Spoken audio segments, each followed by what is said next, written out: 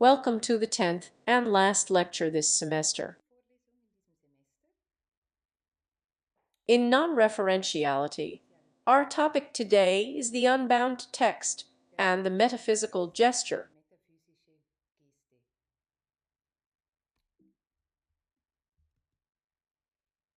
I would like to use this last lecture in a double sense.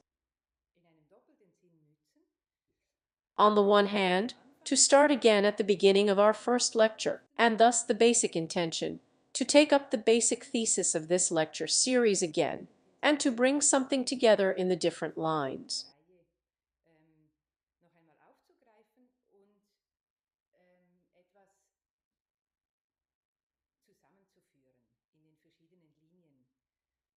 Our topic is from pop to canon, which means that the canon is in the center and pop is in the background of our lecture.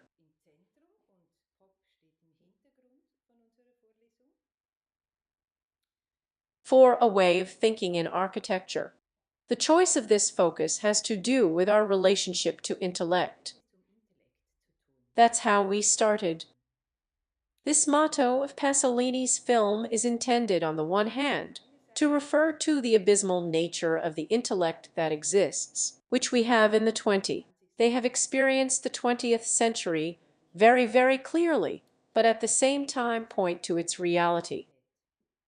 So the fact that we do not maintain an active relationship with the intellect does not help to save us from the dangers, so to speak. That is, the whole lecture is about finding a distance, learning to actively value the intellect and what it can in a new way.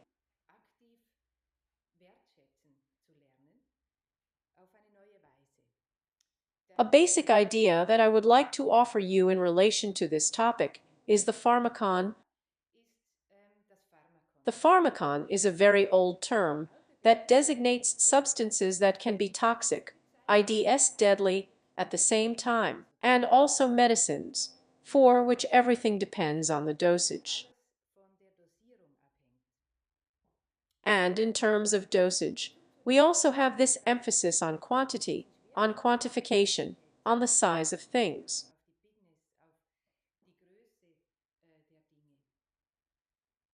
The title of Pop to Canon is not to say we are tired of living in a pop culture. On the contrary, it is a great privilege that we experience our generations. It is a rare privilege to grow up in a culture that is characterized by so-called pop. We had started with the fact that pop stands for the fact that at the center of our social connections, there is an openness for a shared present. So for a certain kind of immediacy, for an experienceability that we all share with each other, this is, so to speak, a different description of what we often describe with globalization, that is, also with commercialization, that there are goods that can also connect societies around the world. We can travel, tourism is part of our world, and the question of why I am interested in pop, from pop to canon, revolves around what role theory can play in such a divided present.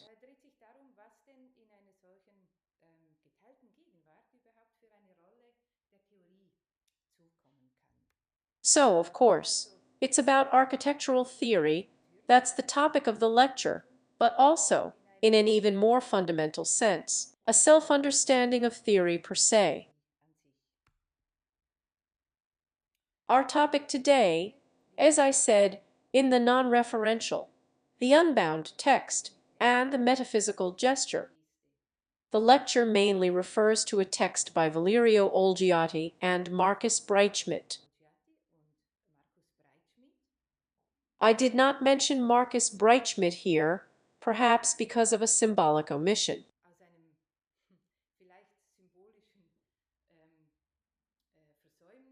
The text has the peculiar structure that it says what is written here is thought by Valeria Olgiati and written by Marcus Breitschmidt.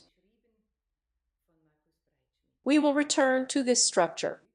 Of course, I am primarily concerned now, not of course, but primarily now in this lecture, we remembered. Nevertheless, of course, the double authorship should not go unmentioned. In the first lecture, we started with a list of aliens. I called the aliens that make up pop today. They are almost the intermediaries for the immediacy that we all love about popping. We talked about television, about the car, then nuclear physics, the airplane, but also something like a chewing gum, then medicine, antibiotics, painkillers would also have to be listed here, then fertilizers, lasers, and the medicine that goes with lasers, but also something like the bikini, photovoltaics, computers, graphic display systems, mobile phone, and so on. I would like to start by revisiting this figure of the aliens in relation to the canon. We have often heard that the canon has to do with sculpture, with image, with self-image, with a portrait that is supposed to be there materially. That is, a portrait of oneself, where one can take distance, where one can walk around it, but which should also embody proportions in a human and in a universal way, in a certain way. It is interesting that the concept of the image, we would admit much, much faster today, that architecture has a lot to do with images.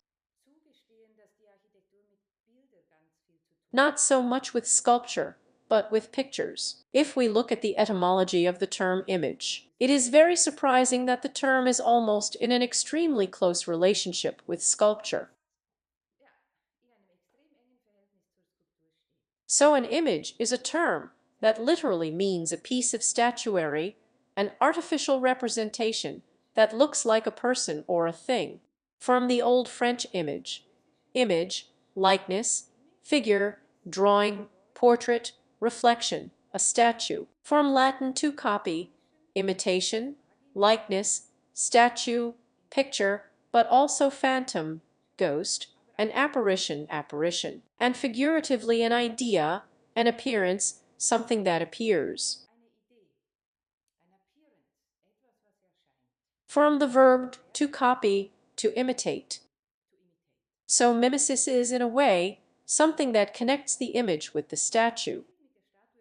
And we have seen in many lectures that mimesis is not so much an exact duplication of something that is given, and that we can understand rationally, but that mimesis has a lot to do with learning to grow beyond oneself, so to speak.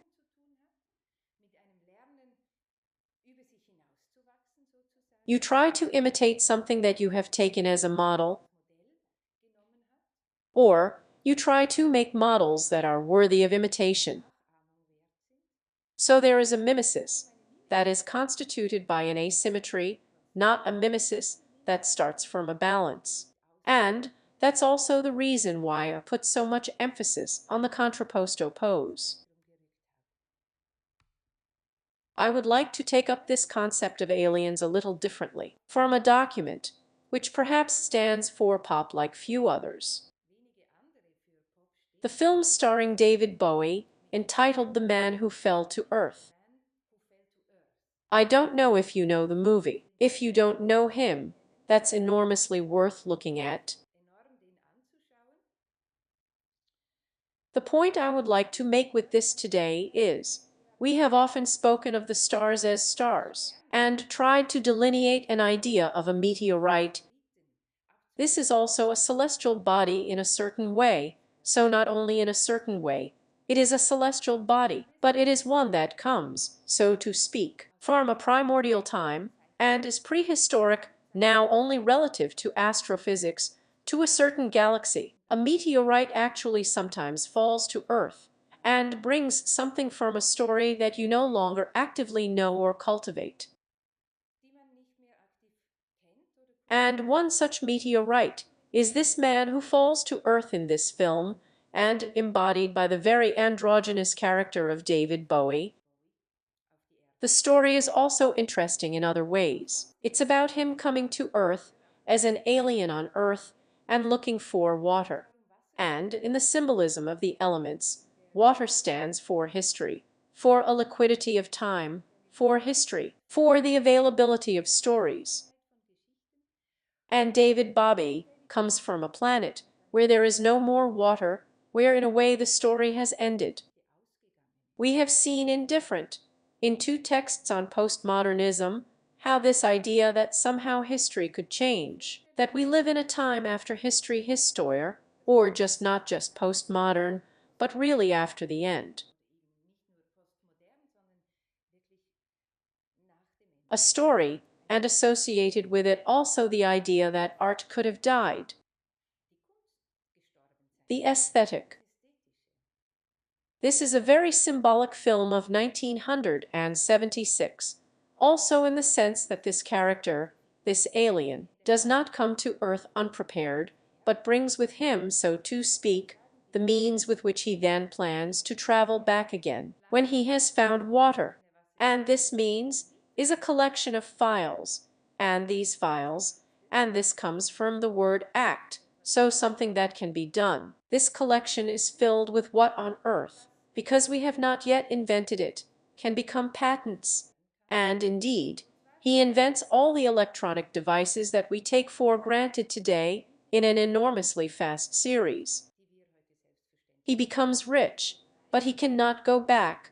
He is sacrificed on earth. Here I have the picture of him looking at himself in the mirror, but actually, who is not looking at himself in the mirror, but at us who are looking at the picture, projecting himself into an angle. And this kind of asymmetry, or taking an attitude, is actively connected with the idea of authorship, which will be enormously strong with the text of Oceatic today.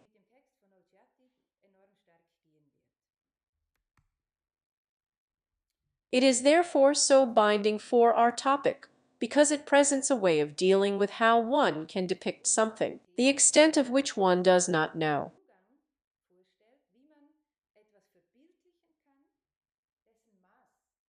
And not only do you not know the measure, you also do not know the size. Such a way of dealing has to do with the fact that one has to speak in autonomy to the words. So the words not only mean what is written in them or through them, but you could say they speak, they articulate, they breathe. That also means. So the words are not possessions. Words cannot be owned. Words help us again and again because they embody something of this water, of this history, in a lively way. Thus, in the relationship of language in architectural theory, it is not just about systematically clarifying the words conceptually, but if it is not just about that, then it is about something that calls such sense-making.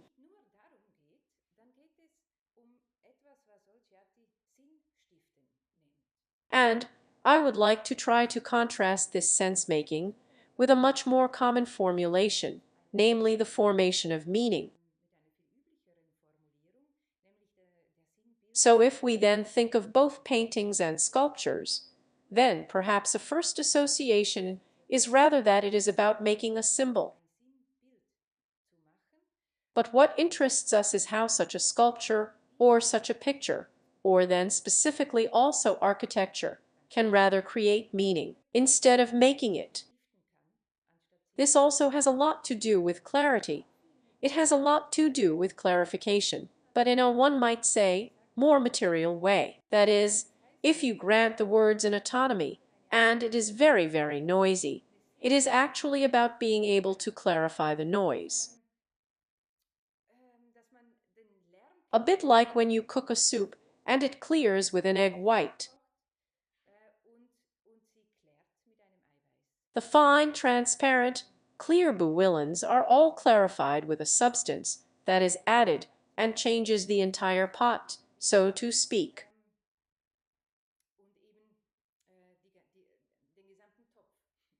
And this clarification now has to do with an autonomy of words, which has to do with the fact that it is always about seeing as well as hearing. At the beginning, we spent a lot of time trying to make it a bit plastic, that we can't see in a radical way. We can never see what we hear, and, conversely, we can never hear what we see.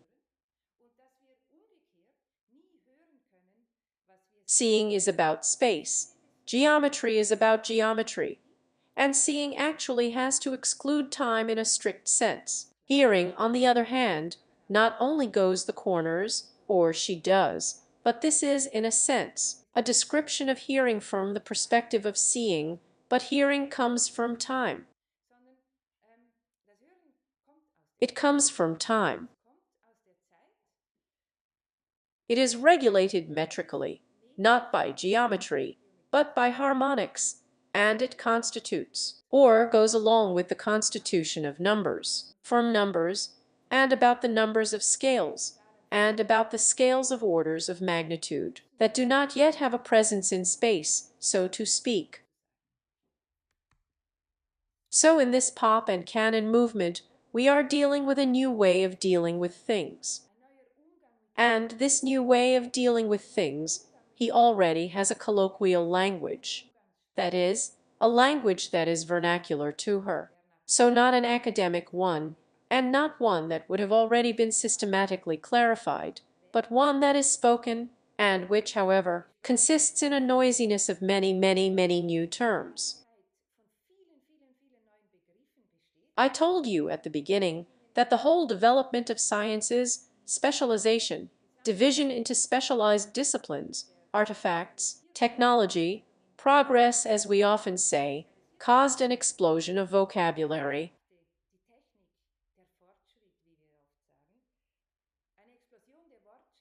So the most conservative dictionary, the one of the French Academy, lists 20,000 each time, in the editions that come out every 20 years.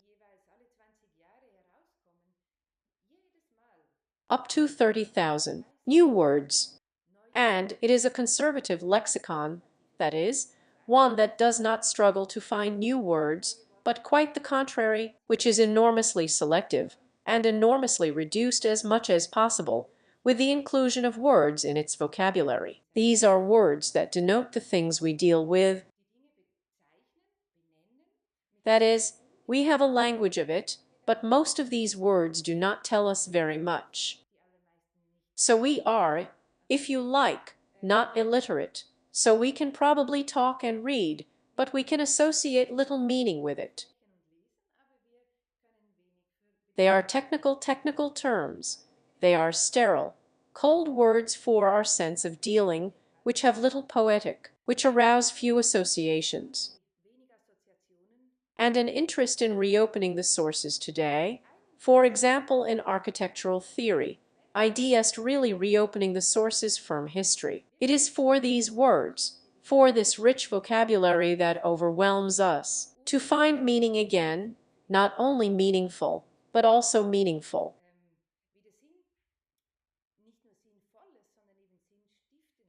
And making sense, that is very important. We will see that through the entire lecture today. To create meaning, one must not deal with the meaning directly.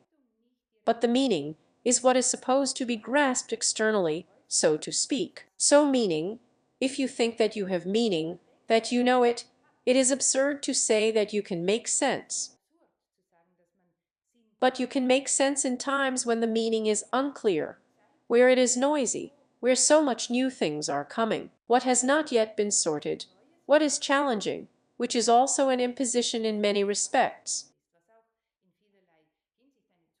That is to say, our interest in the canon is not about preserving a story, finding a foothold in it, but we want it, so to speak. We want to tap into the topic that can end, so to speak, in the service of a future.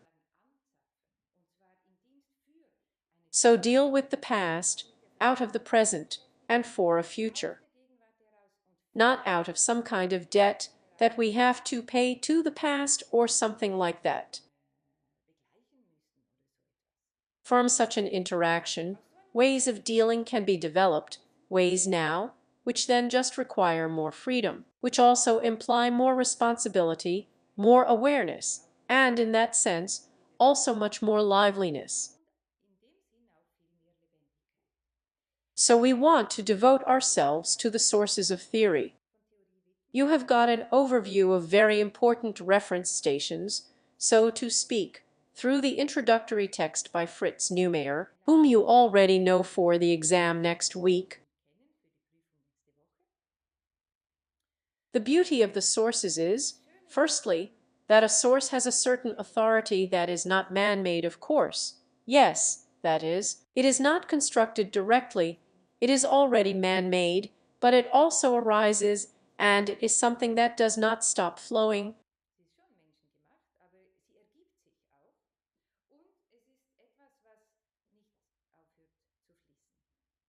But to come into relation with this, we have to form a sensorium that these old texts in the foreign words, or partly in the very familiar words, but for us apparently very clear meaning, start to speak again. So we want to listen to the autonomy of words in such a way that the sources can help us again to talk about the world that has changed so much. The interest in this and such an understanding of sources requires that we become friends with principles again.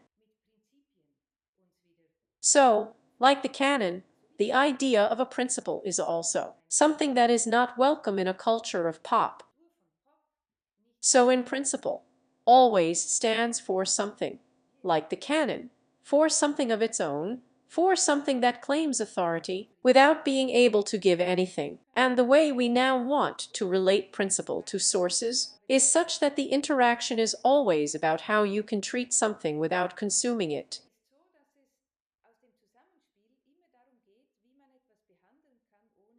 So a principle, if we say that a source must be conceived as a principle, then in some way it cannot be used up. If we have no principles, if we want to speak only of resources, of a stock, so to speak, then every way of dealing is in a certain way, tragically, a consuming. I would like to try to bring you a little closer to how you can understand the theory in such a way that you can deal with things through theory without consuming them. And this other, that which does not consume, has something to do with how to take things from the past and keep them ready for the future, so to speak.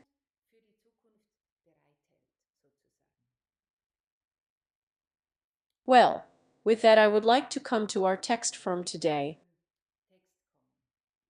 Valeria Elchati and Marcus Breitschmidt.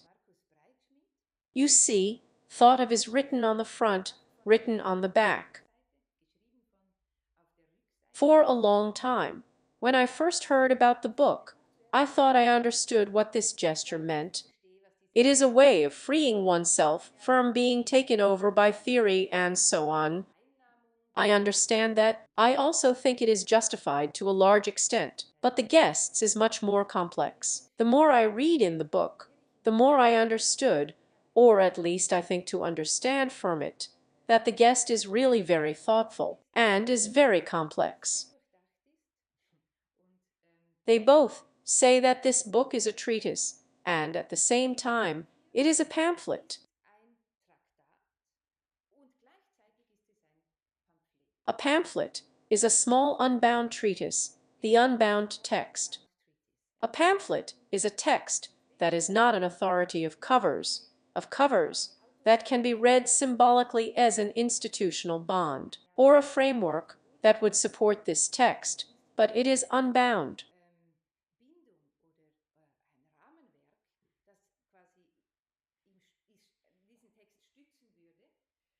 They are loose leaves in a way, and, of course, these loose leaves circulate much faster than a book does.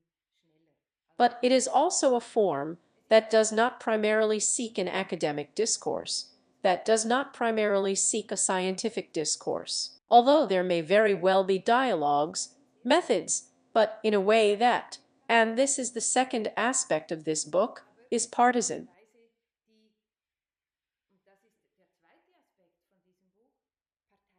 So a pamphlet has to do with not being impartial about what science would actually claim for itself and what is academic. This is not impartial. It is aimed, the two say, exclusively at the creators of architecture, because the creators of architecture started the world. But we will see that on the one hand, this book is really written very simply, that is, in a very accessible language at first glance.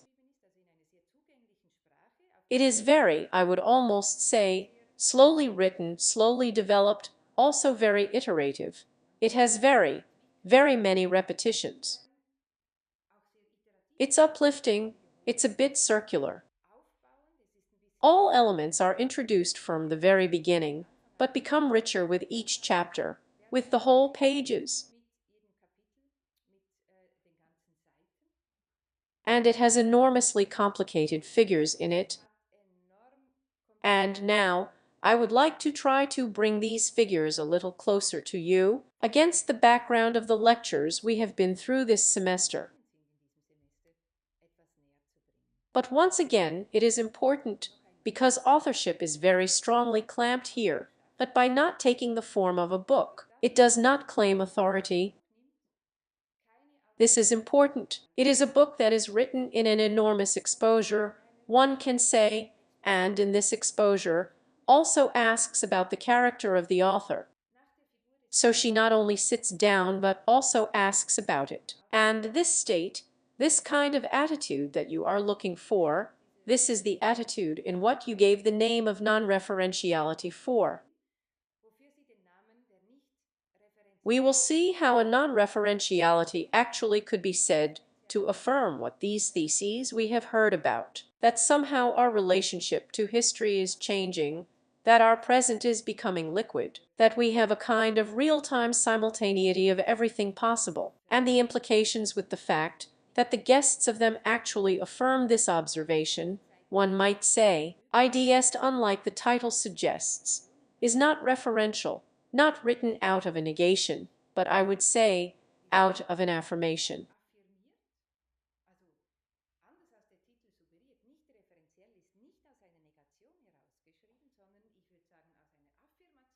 And in this, however, it actually reverses the conditions as we usually understand them.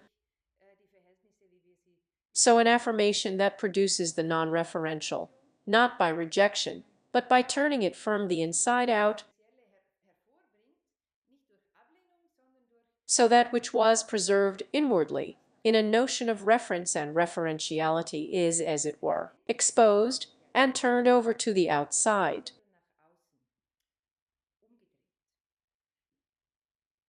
I have picked out a quote to give you the topic in advance. The two write, "A building is a whole if there is a relationship between the physically existing spaces and the possibilities of unfolding oneself in the sphere of the metaphysical." We will see how one of these enormously complex figures that you present has to do with the fact that you say, architecture is always ideal, but it is more ideal to transcend it, namely through materiality. This is this piecemeal point. I mean, we are used to thinking materiality is what is here, what is given, what is tangible, and the ideas have something to do with transcendence. The guest who follows the book claims the inverse of this.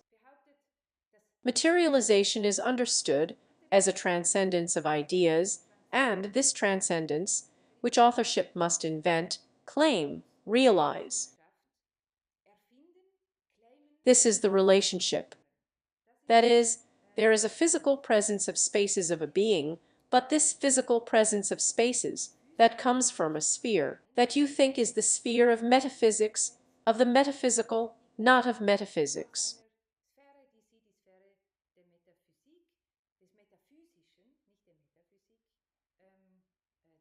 We can come back to this at the end and discuss it further. This shoot is really very important to me that you understand it.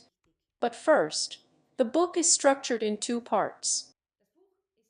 It has an introduction. The introduction talks about why the two are postulating the topic of a non-referential architecture today. It represents, and this is in a way, one might say, formally contrary to its own interests, so it contextualizes the topic. It contextualizes the topic in a delimitation, but also in relation to modernity and postmodernism, especially to postmodernism, because it says that postmodernism has been only an apparent affirmation of the actual reasons that give us this overwhelming wealth of possible meaning today, of possibilities to live, only an apparent affirmation.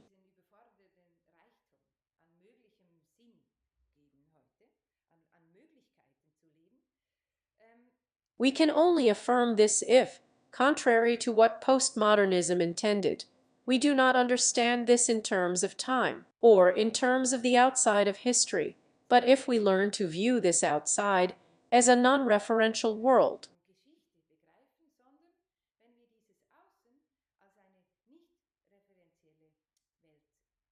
They postulate a genealogy of the architectural systems of order, that is, a kind of historical origin, that is, firstly, a plurality of systems of order, but also a historical origin of them. And they put in the foreground what an idea is in a non-referential architecture. With this you can imagine, so this idea, you go the way we usually think, matter is what is here, assume that there are some ideas there. And these ideas, which now need to be clarified in a sense, as I think, how to clarify a search. Because an idea from the very beginning, when you have it, has much more to do with a curiosity, with a fascination, with something unexplained, where you first find out what it is that really captivates you so much. So far for the introduction. I will not say very much about the introduction today. There is too little time left. The main part of the book introduces 7 principles.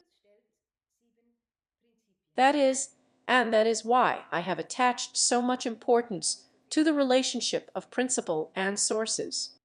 The book, which is not a book, but both a treatise and a pamphlet, presents principles for architecture in a world that is free of referentiality, that is, where there is nothing in common, there is no common sense.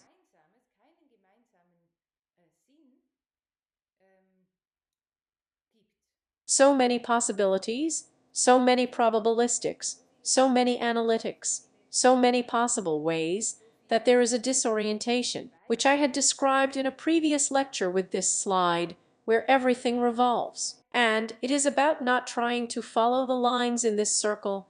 Now, that would be the analytical gesture, but the architectural gesture would be to stand still and learn to straighten up.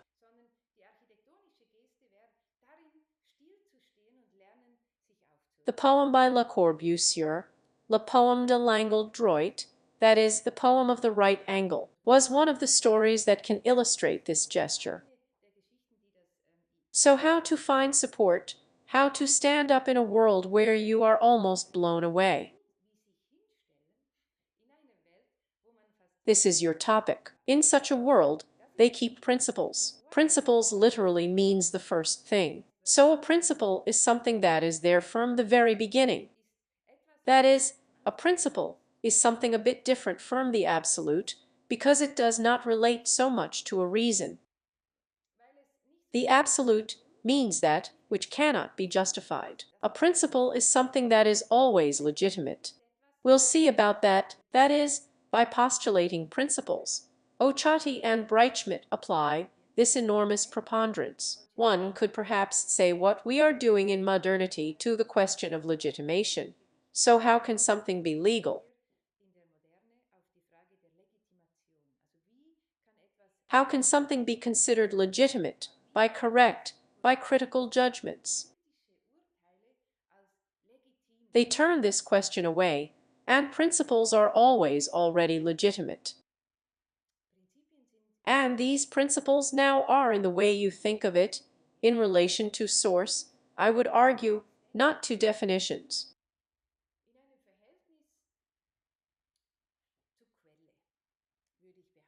Again, this is a complicated gesture, because you very well define what you mean by each of them, but it's best to look at this in detail. The 7 principles are, firstly, spatial experience, secondly, wholeness, thirdly, novelty.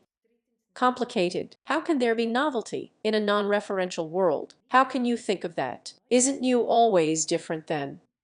You claim, no, that would be a misunderstanding. Novelty has exactly nothing to do with anything other than, in a contrastive sense, but they have something to do with a different kind of contradiction, namely the 5th principle.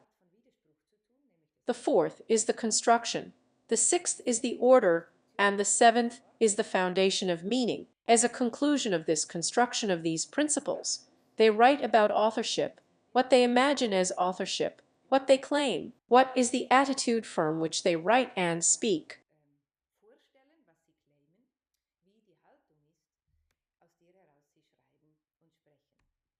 I do not want to follow the structure of the book, but to reverse it.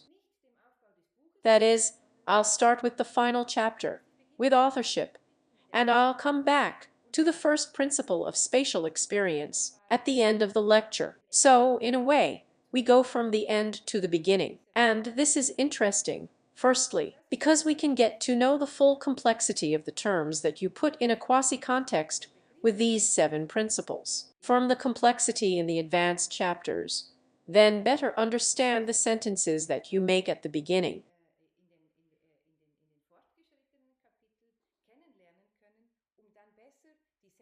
The point of why I do it this way is that when you start reading what he writes about spatial experience, for example, then it is very difficult to get involved in the text, because he makes so many sentences that are not at all obvious. Why them, and why not others? That is, it also comes across as a bit of an arrogance, and I would like to show you that I believe that it is exactly not that.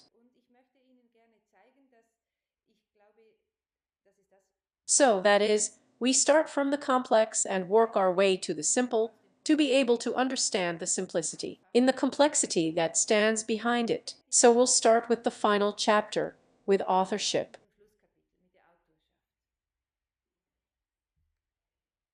And this is a kind of steep template. That is, starting in the complex at the end gives us the advantage that we can accept more easily if we do not understand things. So if we find something like hook points that we know about, okay, we have to hold on to that, although we can't really believe that it will help us to climb something like an Eiger North Face.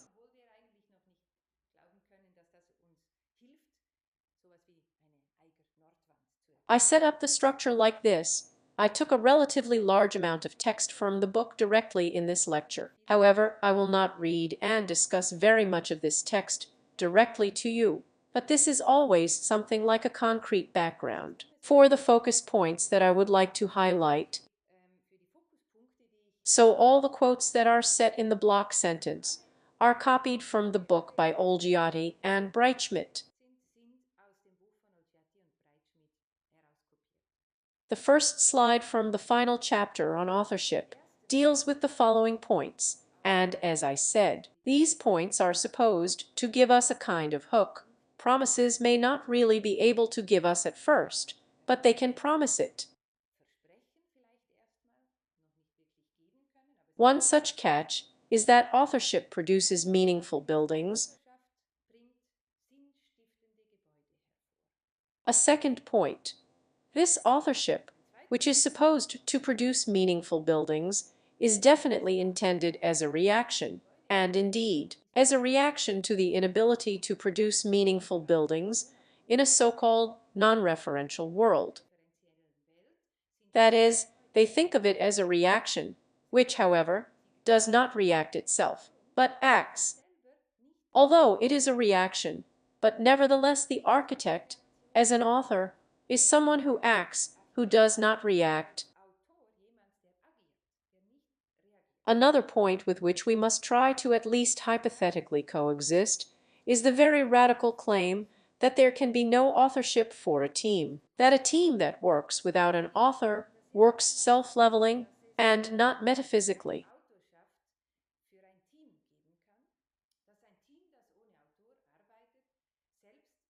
That's what they say. We will see that this is a structural argument. This is not a value judgment. That's the complicated thing about a sentence like this. Who can accept such a thing today? We talked about the rhizome. We all know the uplifting. The uplifting if you work in a good team. Why should you not be able to attribute authorship to a team? This is not easy to swallow, and it should not be swallowed either. I hope to be able to show you what the thinking behind this is, which does not mean that I would agree with this statement, for example, 100%. In other words, authorship is a spiritual, speculative, synthetic creative act. That's what they call it. This is also the reason why it is, and this is interesting now, just not to call aesthetics, but metaphysics. In the first 3 lectures, we saw how aesthetics actually developed with the history of science, which began to emphasize science as the other thing to art. We have seen how the tradition of the liberal type began with the Renaissance, but then, especially with the Enlightenment, it developed in such a way that it was said that there is the type of the mechanical, that is, the mechanical arts, and then there are the fine arts, and the fine arts become art. The aesthetic refers to the mechanical, which become a science, a physical natural science. And the problem here is, if you remember the lecture by Catherine Mayer de Gaz, that of course mathematics can show a lot in both areas, and that it is almost an intuition. That is, that in mathematics you have to do with beauty, with intuition, that is, with a spiritual vision that is not geometrically constructed, but that, if you will, is felt, which guides you, without you being able to justify it exactly.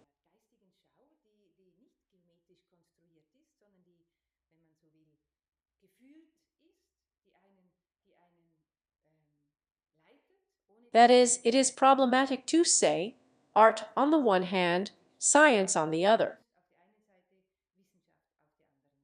I understand the rejection, or rather the emphasis on metaphysics in this treatise, by the 2 of them as a reaction in a similar sense.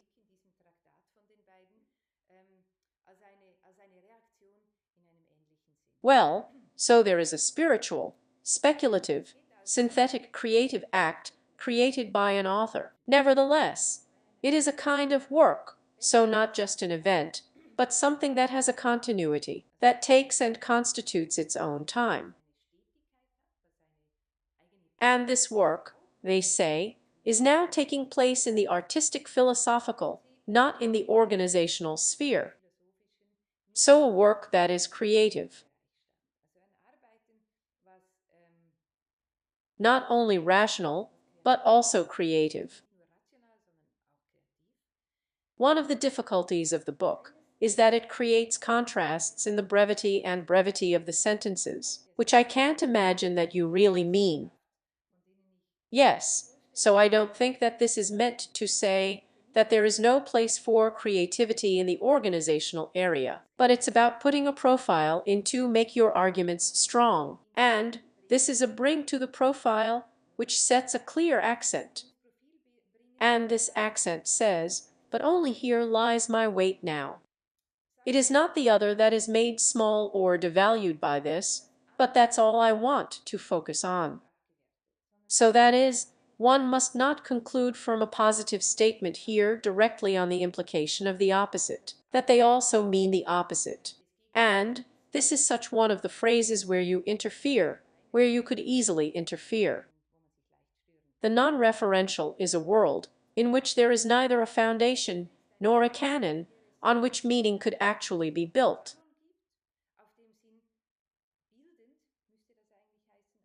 Therefore, do not reference. It's possible, and that's another catch that we have to try to learn to grasp. It's about architecture that makes sense out of itself. That is, there is an architecture that is in no way explanatory in nature. At the beginning, we saw that there is a very strong relationship to meaning, which in a certain way always embraces meaning and treats it externally. So what is not trying to identify with meanings? When you try to explain something, it always means that you are looking for such an identification with meaning. If you are to make sense, for example, as an architect, then exactly what you should not do is the thesis of the book. Only then one is in one. One affirms a non-referentiality from which one can draw, that is, a non-referentiality that becomes the source not only to chaos, but to the source of creating meaning. They say very clearly that the metaphysical is absolutely necessary to create meaning because it triggers speculation and stimulates creativity. This is also important. This also has to do with this externality. They affirm the metaphysical, but not because they want to gain authority over it, but because the metaphysical always, almost always implies speculation, and speculation is something daring. There is no reason for speculation or anything like that. Speculation means that you surrender yourself to what is happening without knowing exactly whether it is right that you are doing it or wrong. And, of course, speculation has a lot to do with creativity, and we will see that this kind of creating cars or architecture in the non-referential should trigger speculation and stimulate creativity, especially among the architects, as well as the people who then inhabit these rooms. That is, we will see, you have a very drastic formulation that architecture must build a roof over people's heads, but that this roof over their heads is not only one thing that has to defy the weather, but also a metaphysical one. That is, the metaphysical openness that is supposed to protect us from. We will see how this is meant in more detail. Well, these were a few hook points where we try to maneuver closer to the text.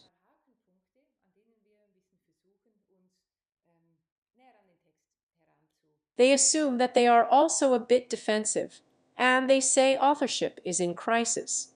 They say that this crisis of authorship is a result of postmodern ethics, and by postmodern ethics, they mean ideology-driven. So one point that you would like to emphasize so strongly about this non-referential is that you say, first of all, our world is not referential if we accept that ideologies cannot make sense to us. So when we try to find the meta level of ideologies, not either one is good and the other is bad. But when we let ideologies coexist, so to speak, and of course, the noise and disorientation also arise from this. That is, if it is claimed that the ideologies cannot give us control, they cannot help us to orient. Postmodernism has worked very strongly with ideology in a positive sense. After all, they have pursued as their core idea that an ideology does not claim to be a truth, but is very much an instrument for enabling social change. So against fixed ideas that are outdated in time, ideologies are an instrument for a strategy. That is, ideology was in fact, and now this is not a dirty word or something constitutionally, one can say, for postmodernism. For the meaning of postmodernism, we saw at Charles Yanks how it's about making a lot of stories. A story of, in principle, everything that interests one. And these stories, without there being an integral of them, are, of course, if you like, a bit like war machines. These are instruments for managing power relations. Along with this, they call it a very strong destruction of the legitimacy of authorship and of the autonomy of the architect, in the course of a desire to bring everything on one line, to homogenize everything.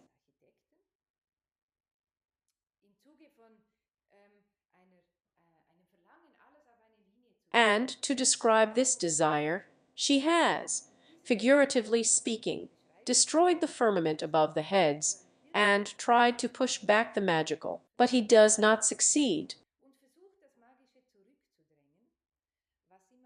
Unlike taking sides now, IDS standing up for a firmament, IDS defining who the stars are today. So we saw, at the exhibition on the modern style, there is a huge emphasis on identifying the stars and declaring what they stand for.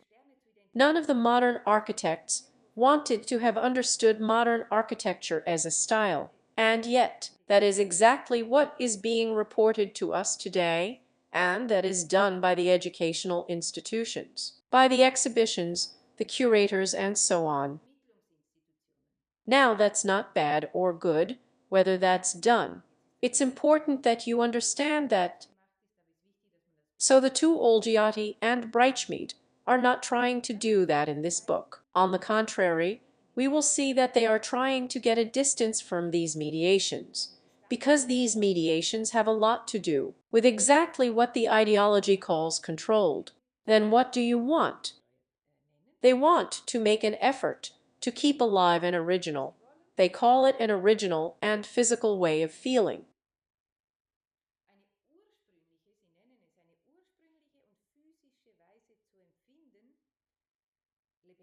There is again such a point. How can you get from an original and physical way? Everyone knows that feeling is also cognitive, and doesn't that originally mean that there should be norms? We've had that after all. This is again such a catch, where first I would like to advise you, you have to give some credit to better understand how you mean that, because they do not speak out of the discourses that have revealed this, that have set free the fact that such norms are problematic, but their guest is this of the inversion.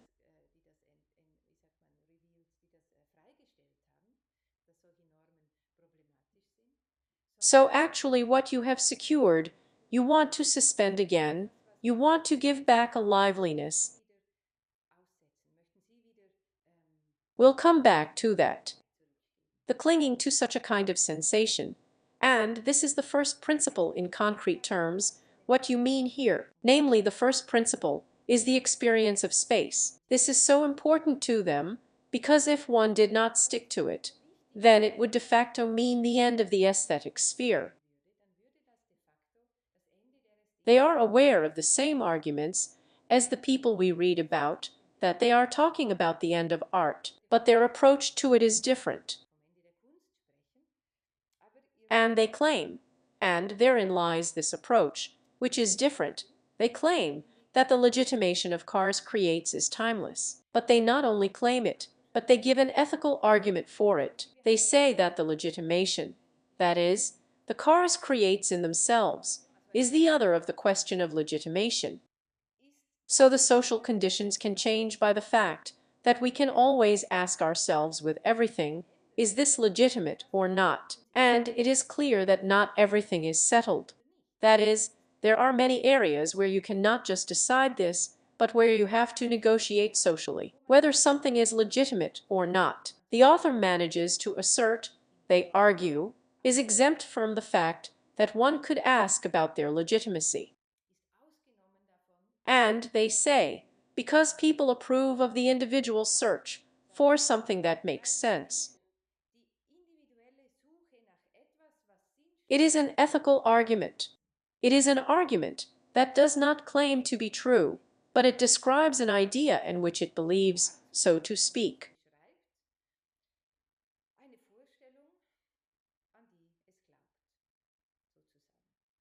That's their starting point.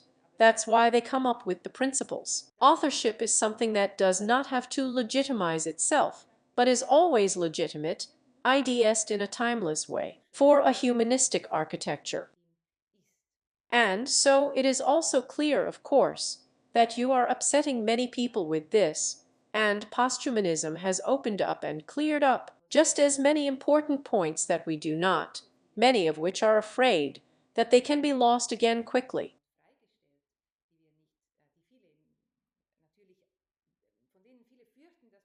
In the way of reading, which I would like to show you what an abstract way of reading is, this book does not want these values to go away, but on the contrary, it wants to preserve them, but no longer by fighting in the same plane, but by another metaphysical box. So it is also about seeking truth in the autostet. We will see that this relationship with the truth is an interesting one, namely, it is one where the point is to be as true as possible, that is, a minima maxima, not either or. This is another one of those really abstract and complicated figures that we can open up to ourselves if we read exactly how they think and write here. Why do you postulate this? Because they observe that a scientific study of life is taking place through technology, largely through technology, and it is a misconceived science if one would conclude that the search for the truth is exhausting, that one has found it.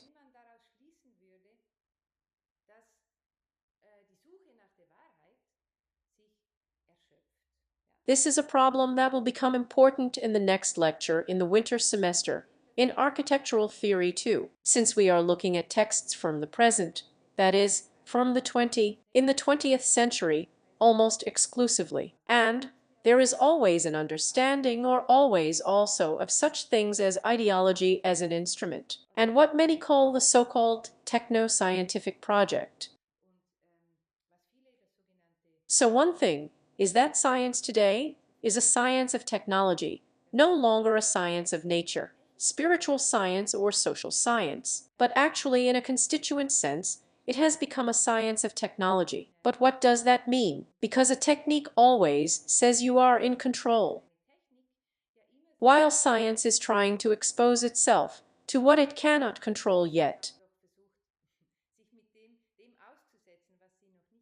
They think that Oggiati and Breitschmidt probably think in a similar way, and say that this scientification of life, which they certainly want to affirm, that is, not in the sense of affirming no negation of it, but this does not mean that there can no longer be a fascination with truth.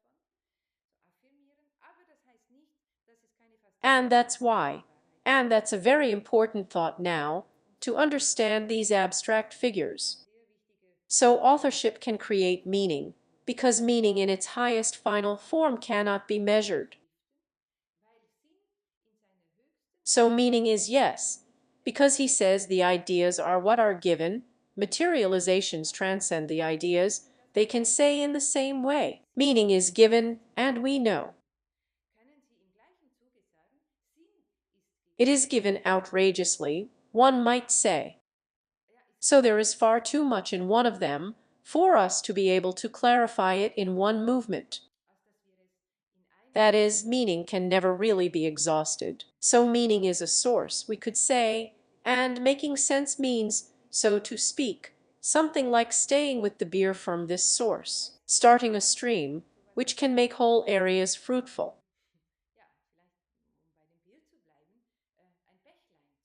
So making sense does not mean right or wrong, good or evil, but that has something to do with what is given to let the ideas blossom, to let them grow. And almost, perhaps one could say, horticultural idea associated with it. Well, now there is quite a lot being asked of the author. Nevertheless, it remains the case that an author is both the author and the author of a book, but the author is also a person who creates something new. Being such a person, an author must have an autonomy. And there is a responsibility over autonomy. So autonomy means being able to act independently, and that is the real meaning of act. So by acting instead of reacting. Responding can never be independent. Reacting is always working on something. To pin something, to incite, is another gesture.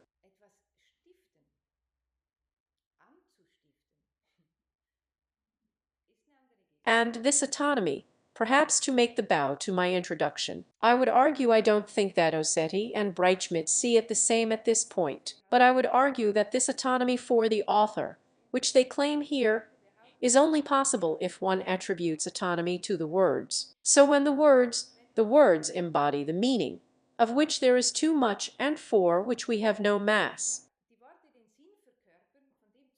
So similar to how someone can only act autonomously if he or she does not depend on someone else in this matter, and if no one else depends on them. This is a scaling problem with freedom, which goes both ways. Autonomous always means that nothing depends on it, and I don't depend on anything. Only in this way is independent action possible. Of course, this also means that it is actually never really possible in an absoluteness. But we will see what this has to do with this understanding of truth. So as true as possible, not either or, as true as possible. And in this minima-maxima room, there is quite a bit of independence. And this is just going to create it with an author. In the last lecture, we concluded with the fact that I tried to offer you that this problem between author creates authority and mediality, so to speak, to dissolve into a common spectrum.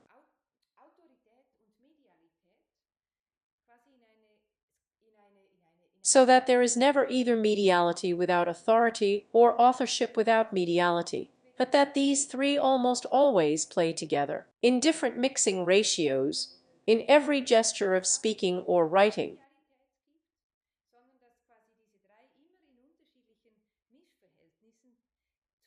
And in a similar sense, one can understand this here. So an independent action is not a question of either or, but how exactly, in what mixing ratio. Then go ahead and observe. The authorship is changing. They say that the author was integrated into society until the end of postmodernism. His task was to build for architecture in the service of common values. Is that how you see it? This is again a statement, which I think is more used to create a contrast than to really be a real statement.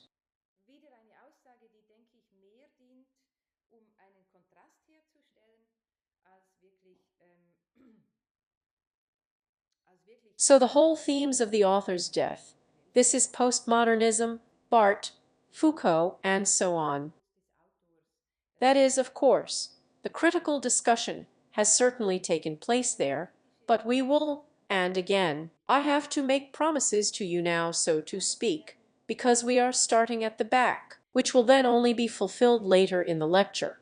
Yes, so they say this against the background that postmodernism, of course, has given enormous preference to the inductive, the bottom-up, grassroots before the gesture that one associates with top-down, and the deductive, which is considered deductive. But the author creates for you depends on this deductive. And in the sense that postmodernism actually works inductively, ideest works bottom-up, even if this is virtually crossed out. The gesture of deconstruction is always a word with which one cannot, does not want to be able to, cross out. Let stand, but cross out. So that the author, in this crossed-out sense, we could perhaps say, was quite integrated into society until the end of postmodernism. And this is based on the idea of building common values, and this common thing in the values has just assumed that no one really takes himself out in the deductive way that you are talking about. Ideas deriving from an idea, we will see that.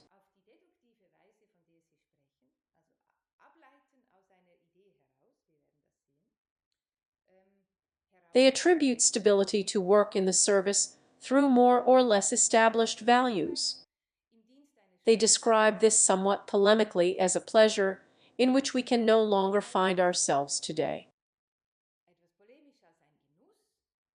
They describe that it was convenient It was comfortable to relate to higher-order currents. The non-referentiality of which you speak, on the contrary, asserts that we can no longer identify these currents at all, but we are whirled by the many currents. That is, unlike back then, when the concept of the car was almost embedded in such a horizon, was it clear at that time what to do? And today it's not that. The author you want to release with this now is one who no longer acts in a symbolic way. He would reserve a postmodernism for the author until the end. They can act symbolically in this bottom rejection. So symbolic. And what you are claiming now is meaningful. So authorship is changing in such a way that now it has to be about being able to act meaningfully. And meaningful presupposes that there are no world views that can be used to form with and on it. They say it is a necessity that there are outdoor architects in the sense they postulate. And it is indeed indispensable for human efforts to continue to grow, to expand the possibilities of people out of human ability. So we have seen that architecture, they claim as a while, is our early catch architecture, must make sense out of itself. And this figure is set in parallel here, that people need to draw opportunities from their own abilities.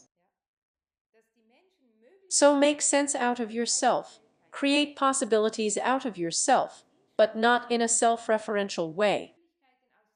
So that's where we'll get to. Non-referential is not the same as self-referential. Exactly not. That's why I tried to describe this to you as a gesture of style point. The non-referential, non-referentiality, must almost constantly try to maneuver itself out of the two, one might say, shores. The self-referentiality on the one hand and the referentiality on the other hand.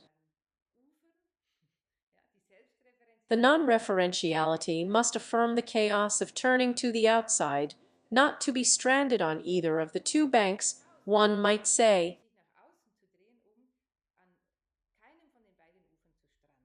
In concrete terms, this means that you want to affirm, today, there is no ideal apparatus available that determines what a building should embody. Conversely, this means that architecture can no longer embody meaning in a symbolic form.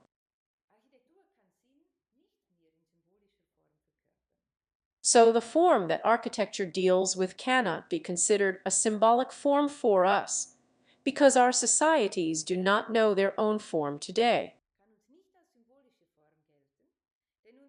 It is about giving the shareholders a form in the non-referential. This means giving a form that cannot or does not want to hold any historical legitimacy for itself, that is also not timeless. This is the most complicated, as we will see. How can one think form in a sense that is not timeless? It is difficult, but this, of course, is exactly the topic from the Canon. We have said that the Canon translates harmonics into geometry, numbers into shapes. Forms become articulate because they create space via a canon, and this is canon in the mathematical sense now, in a way not only counting, but also telling.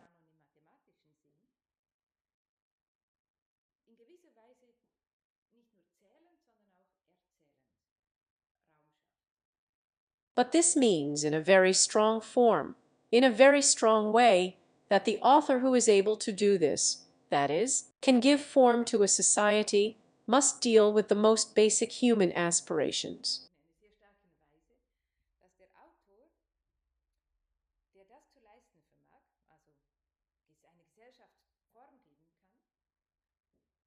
It's not just about implementing something symbolically, it's about creating the authoritative framework within which people's thoughts can unfold. That's how you describe it. This is the last paragraph of the quote on the left. And now you have to pay attention again. This kind of author creates does not mean that values are created. Values cannot be created in their Olgiati and Breitschmidt imagination. Values would have to be universally valid if they are values. And, of course, the outdoor architects also have no universally valid values in a non-referential world in the sense that they want to make strong. This is important and, of course, it seems to be a contradiction to the idea that you can create the relevant framework. But I hope the contradiction will dissolve somewhat. Then it is further claimed that the author-architect does not strive for his own self-realization. He does not want a monumentalization of himself. In the meantime, we can just imagine that we have seen this with the modern architects. They don't want their own self-realization either, but they are concerned with what is happening in the world, that is, with industrialization, with fabrication, with quantum physics, with electrical engineering, with inorganic chemistry, with organic chemistry, and so on, with optics, with mathematics. Not to realize oneself, but to create something for the world. That is, in a similar sense, Golgiati and Breitschmidt also claim that an architect is a person of public life. The work of an architect is always public. It is never private. It would be private if it were self-realization, but you always have to perceive it as public. And they say that if self-realization does not drive such an author-architects, then what? They say it is the search for social boundaries and to cross them. I would like to recall the topic of the mathematical line in a previous lecture. We had seen how up to a certain line, which has increasingly called it the mathematical one can never explain it. This also means that you can advocate for or oppose legitimations, but everything that is invented has to pick up on it and take it back. And in this sense, Eugen Breitschmidt also understand this author-architect. He's a sniffer dog. So this author-architect does not primarily have something to say that he draws from himself, but he is a sniffer dog who can think through and reflect on problems on the largest scales. The initial situation is that societies are always moved by currents at a certain time, and for these currents the architect, as you describe him, has a kind of sensorium, a smell, one might say, or an intuition as well.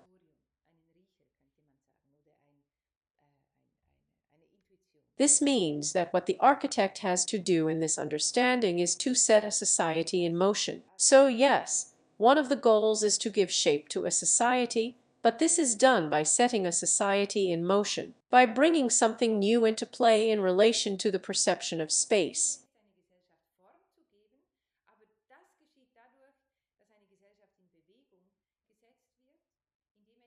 Because this novelty stimulates reflection in relation to the perception of space, so that in a certain way society can shape itself.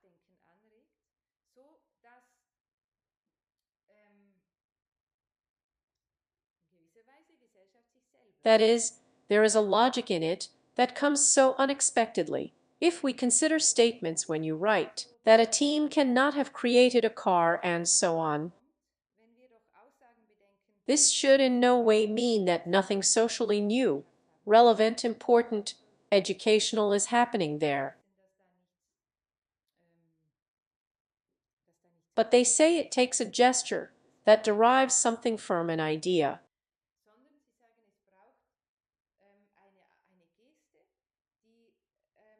And to hold an idea to an idea, to be able to derive something from it, until a whole project has unfolded in its complexity, that takes the concentration of one person.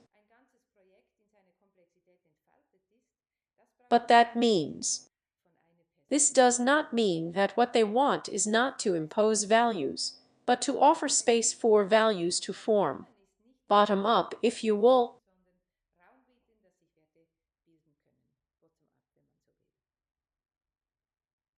All these intellectual goals, of course, do not exclude at all that there are very pragmatic and very practical aspects. So you write, functionality, construction, economic, ecological concerns are a matter of course for the author-architect. They are the daily bread. But the task, they say, of an architect is to set societies in motion.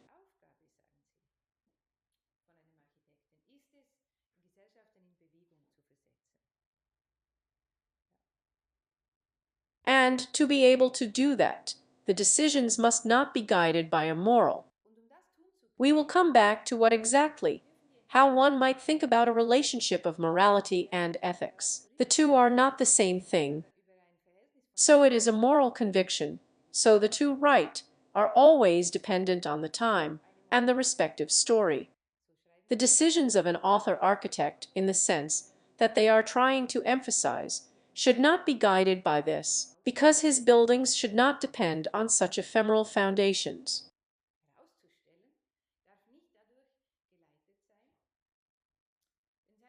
You take it a bit ancient, one might say, because no one actually speaks like that anymore, and say an architect has to give expression to something that, firstly, is real. What does that mean?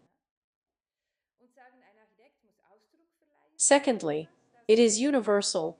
What does this mean? And thirdly, as close to the truth as possible. Now, to open up such statements to yourself, you have to give credit again. One actually has to already know that for them truth is in the field of sense-making. Ideas not the formation of meaning or the meaningful, but the sense-making, and that this does not mean something like scientific correctness. Ideas, for example, whether a decision is ecologically conceived or is non-ecological, which actually always includes a certain economic efficiency. So it is not such considerations that have to do with the truth that it is possible, but a more abstract one.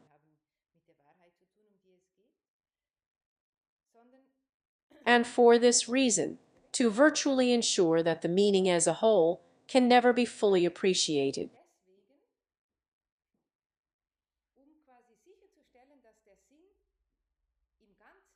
So, you draw this figure of an author-architect who is supposed to be meaningful, without wanting to realize himself, and without creating values, universally valid values, or values that you claim to be universally valid, through form, through architectural form.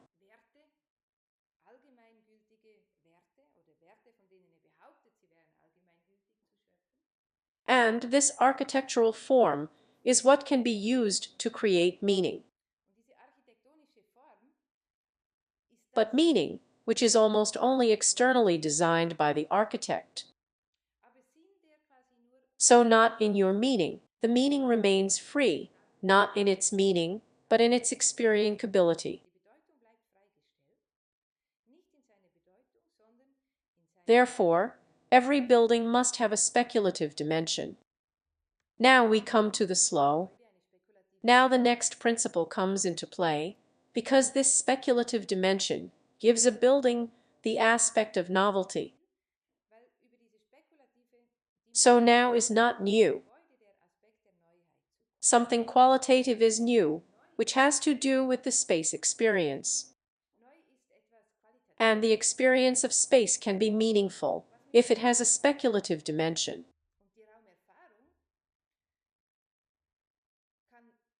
That is, a building cannot be a purely utilitarian building. The architect enriches a purely utilitarian building with the sphere of the spiritual, intellectual, speculative, artistic, synthetic. And here is now this formulation, which I had already anticipated. The task of the architect is to provide shelter, but not only the expedient roof over the head, but also in a metaphysical way. After all, buildings, and this is the spatial experience that is possible now, can create an echo in the soul and in the consciousness of man. Yes, so we have seen that now in these points, which I wanted to send ahead, actually all the principles have already come together.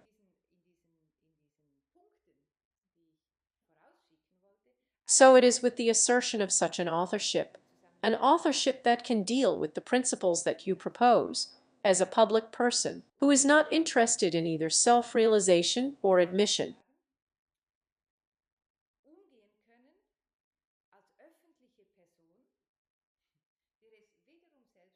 So they don't know what to do either. They also don't know how reference can be created in the non-referential world. Although this is not entirely true. So they know how something can be created that establishes, opens up, and organizes possibilities. But that's not the same as being a reference. Well, then we come to the principle of what you present at the end. We work from the end to the beginning, what you present at the end. This is the principle of the foundations of meaning. It is the most complex of the principles.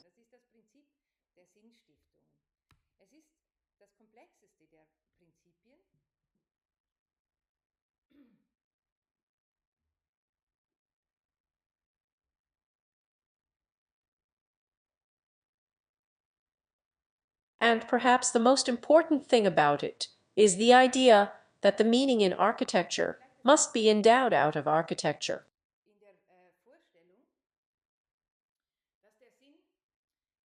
So they reject the idea that a building can be given meaning by things that come outside of architecture. So that philosophy, for example, could first say or prove what is important in architecture, what is meaningful in architecture.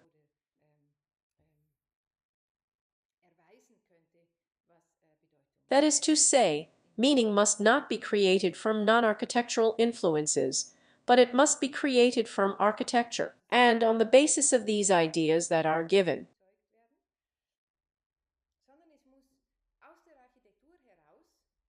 Or of the ideal, it must be said, of the ideal that is given. So again, the figure materialization is the transcendence, given that it is the end. As a source, if one does not believe in this, they say, this is a bankruptcy declaration to the intellect. Yes, and that's why you see this metaphysical here. So it seems paradoxical. We must dwell on non-referentiality, learn to be able to make sense. From what then? From the intellect.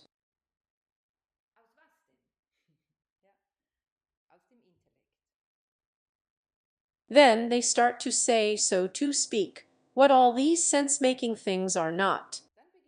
So making sense has to do with the truth of a building. But this truth, to which one can always only indirectly put oneself in a relationship, and this indirectly is as true as possible. So you don't have it or you don't have it. Not an identification with the truth of the building, neither by the architect nor by the residents, but an admitted truth that exists autonomously. That is, this kind of truth does not consist in an internalized and hermetic coherence. So it's not enough to say, okay, architecture has to make sense out of itself, but it would be completely misunderstood if you were to reflect on yourself and try to take yourself out of the world, almost hermetically internalized. So not exactly that. Then you can create coherence, but coherence is not meaningful.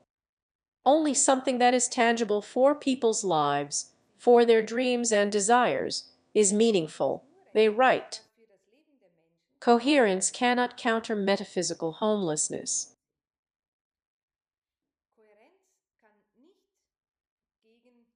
So metaphysical homelessness, when people can no longer grasp their own dreams and desires, or have none, or think they have none.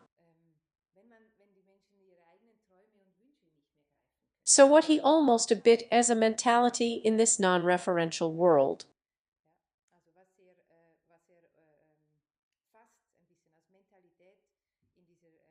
So coherence and order go together, but the two cannot do that.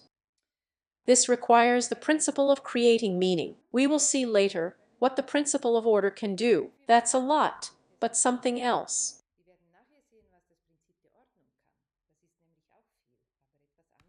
In their understanding, order and a conception of order is a means to an end.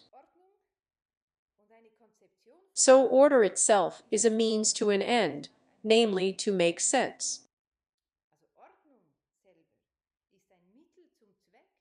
You describe order by analogy with a partition. They say at 1 plus 1, that makes 2, that is coherent, that is ordered, and makes no sense. It only makes sense when you assign a humanistic value.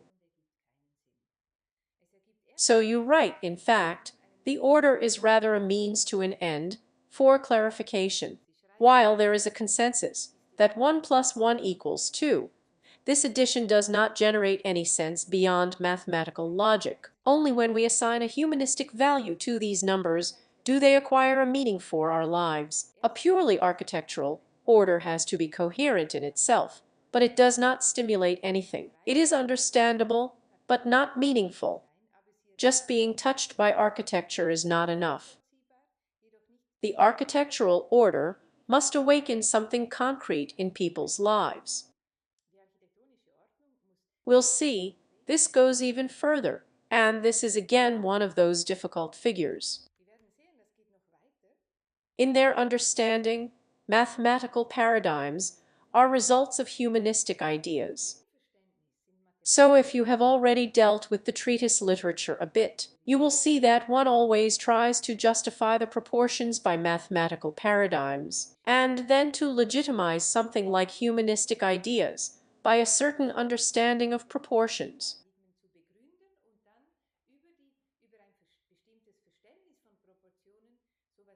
And here the question of legitimization is excluded. Instead of the question of legitimization for the theory, here there is architectonics, meaningful articulation, and accordingly, they consider mathematical paradigms as the results of humanistic ideas.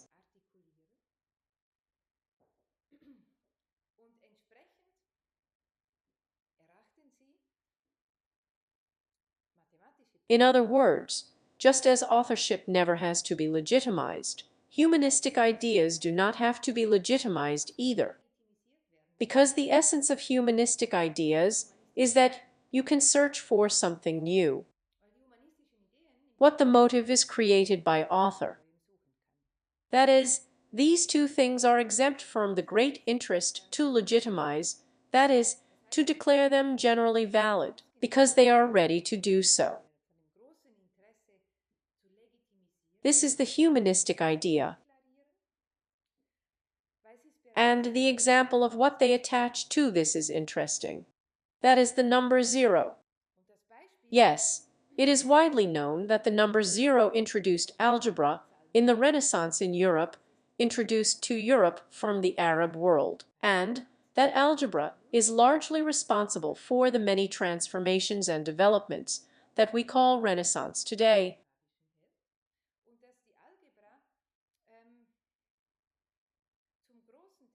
At the heart of it is this number 0. It has a lot to do with the form, with the constructions, with the technical skills that developed at that time, with the perspective. We talked about this in the Pure lecture. What they now claim is that the formulation of the number 0 has been an intellectual expression of a form-generative and meaningful idea. The idea, they say, is older than the intellectual expression. The expression of spatial inventions usually precedes intellectual quantification. In the last lecture, we heard about the lost importance of classical architecture and saw how much this has to do with cults. With cults that, of course, are community building, and in that sense, one could perhaps also say are sense building, but in a different way than what is wanted here. Not an order is constantly being planted here, but the ground is being prepared, so to speak, to allow such a community building ritual to develop.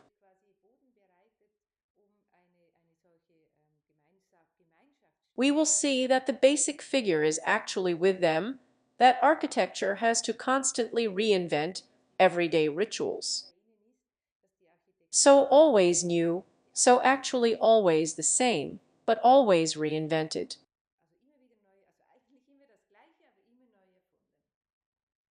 And if you say that there are space inventions, and there are space experiences that will be clarified later, and can be put into an intellectual output, for example as a number or as a formula or as a mathematical paradigm, then these things are almost certainly already preceded by a prehistorical, let's say then often, reality.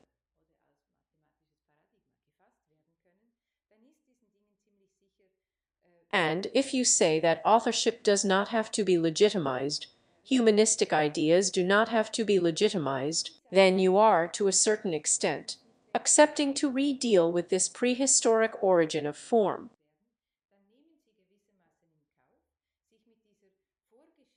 This means, and this is probably also meant by the fact that architecture, as you think of it, should once again associate with metaphysics, because in the meaning of dealing with architecture, the cultic is still in it.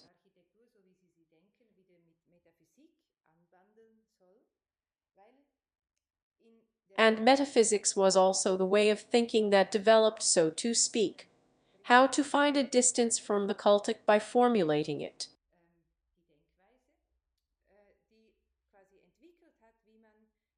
So that you name principles, no longer directly gods or heroes or spirits or certain sacrifices or something, but principles, so to speak, that explains nature.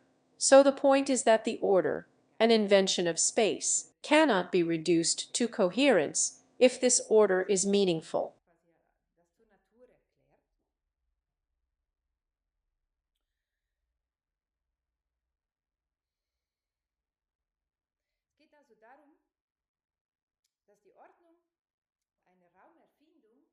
If one were to do that, then the order would be self-referential, and necessarily short-sighted. And these two attributes, self-referential and short-sighted, they attribute to rhetoric. And yet, as we have seen in several of the lectures, this is a very modern concept of what rhetoric is. Rhetoric has had to do precisely with this kind of inventive, since it has existed. But this is not so processed. You probably are not so aware of this.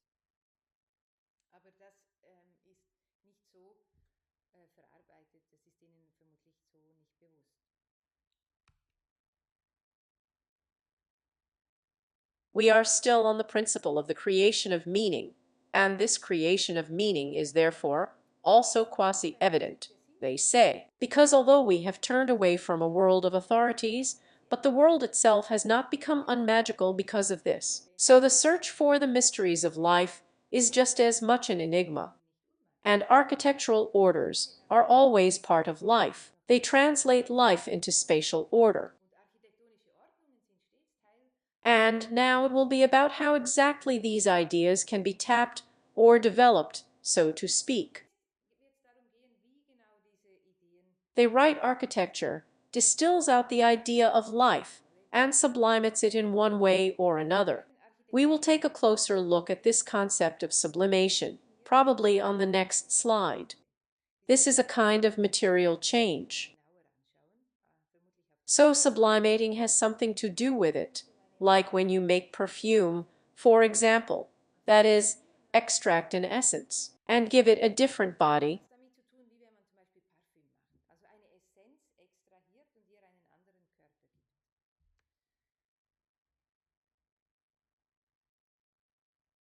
And this is this quasi-magical.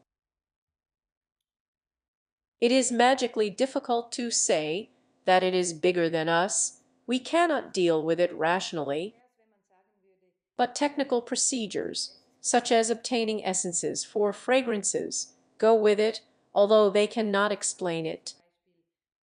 That is, there is a way to let this magic pass without worshipping it. So that means being in an active relationship with it. And because this is the case, this is at the core of this idea of creating meaning. In fact, the criterion of novelty must not only create meaning, but it also creates meaning in a creative way. And this creative means that she draws vitality from life, just like you can extract fragrances and then put them back into the air, so to speak. So there is a feeling of being alive. This concept of sublimation literally means something uplifting, but there is something uplifting which is conceived materially. So the term comes from alchemy, the process of purifying by vaporizing and then allowing to cool. So dilute a little, evaporate, and then let it clot by cooling off. So refinement, lifting up, a deliverance from Latin sublimare to raise, to elevate, from sublimus lofty, high, exalted, eminent, distinguished, you sublime.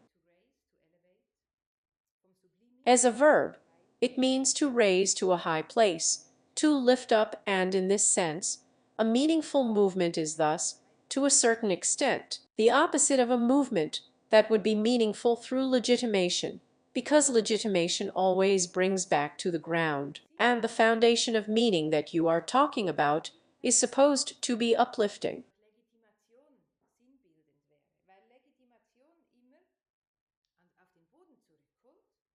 It is also important that this is something uplifting, which happens through materiality, that is conceived materially, is not ideally conceived. And this materiality has much more to do with optics, ideast with an objective instrumentality, than with a subjective perspective.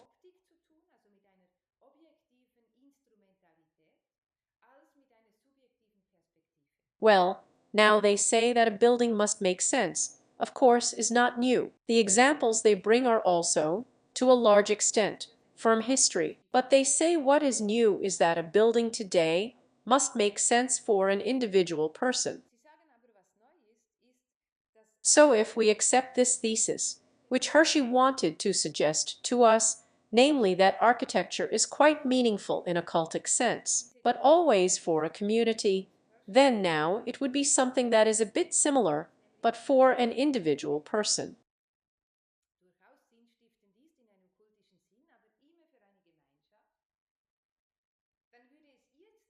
Creating meaning means something different for every building, but it is still a principle. This is important because if this principle of creating meaning did not have to create meaning for an individual person, but had to create meaning in general, then this principle would produce one and something definite, just as the rites and the cults did when they shaped cultures.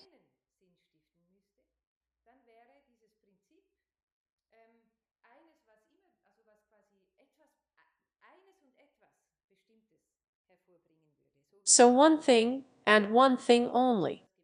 The foundation of meaning that Olgiati and Breitschmidt are talking about here should be one that, on the one hand, we will see this in more detail, also applies universally, but nevertheless creates singular things. And this is because they are endowed for the individual persons, and the persons have to participate in the fact that an endowed sense can virtually flare up, that is, it can be received. So a principle is, and what it generates is nevertheless singular. This is again such a metaphysical gesture, as the gesture of saying that matter is the transcendence of the ideal. This is something that is not commonly seen in this way, but it is extremely important to read your book, and if you want to understand what you are actually saying. And I admit that if you like to read your book in this way, it really demands a lot from you, but that's often the case. So if it creates a coherent picture at the end, and if it fits in with many phenomena that are unsettling today, and I would like to show you at the end that it does, then that's actually often a good sign when a book is so confusing.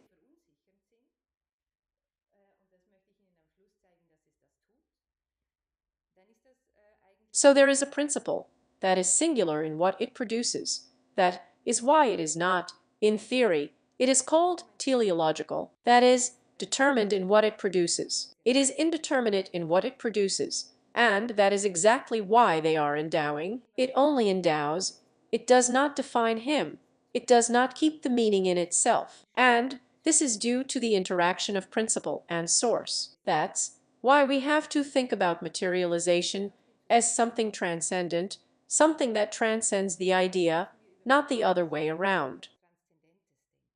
A reason that can make sense in this way, and this is probably noticed now, both the reason of the one who enters architecture, that is, who quasi-lives through this meaning-giving, who is stimulated to speculate, as well as the reason of the architect, who is able to build meaning-giving, is, as he says, a great reason.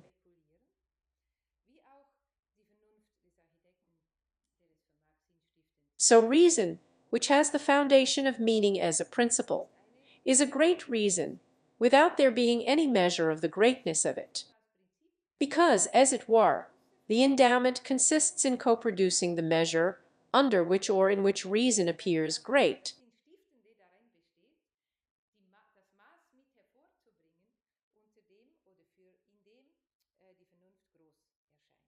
It's not just self-referential, because that would mean taking the measure of what you already have and making it the standard. It's about the fact that you, and that's why the metaphysical and the intellectual become someone else in a meaningful moment. Otherwise, it's not meaningful. That is, one does not take anything specific as a reference quantity. The core idea of non-referentiality, which they make strong, and now again is such a complicated figure. In fact, they say that such a foundation of meaning advances to the derivation of a logic that stands before every conceptualization and before every ideology. So a foundation of meaning, which has to go forward, so to speak, but not as in a progressive sense, but it goes forward in a sense in which it then appears as a derivative of something else. So derivation means going back, not going forward, but it is a moment that is quasi-derived and goes forward in this derivation. And here is this relationship, which cannot really be logically deduced, that is, what causes such metaphysical gestures, such speculative projections.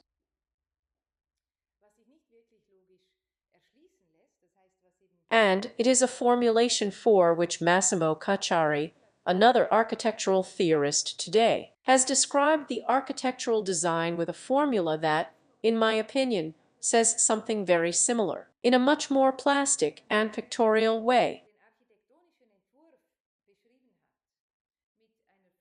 He says that a design is, of course, that comes from the throw, so you throw something back. But a design can only be a design in the architectural sense if it does not just try to realize itself as a project, that is, only towards the future, where it is thrown understands, but if it always remains in resonance with where it is, so to speak, away from it. So the formula with him is to feel the pull of the throw. This is an architectural design. In other words, a design is not a project as we plan an economic project or a project which is then simply a matter of processing once it has been set up. But it is a project that actually develops constantly, as long as it is just a project. This means that you have to grow into such a project or such a design to a certain extent, even if it is your own design. Otherwise it would not be. Otherwise it would be a technical project. And such a magnitude of reason, for which it almost reasonably assumes that there is no standard for it. Not one fixed, that is, that there is a reason in a non-referentiality.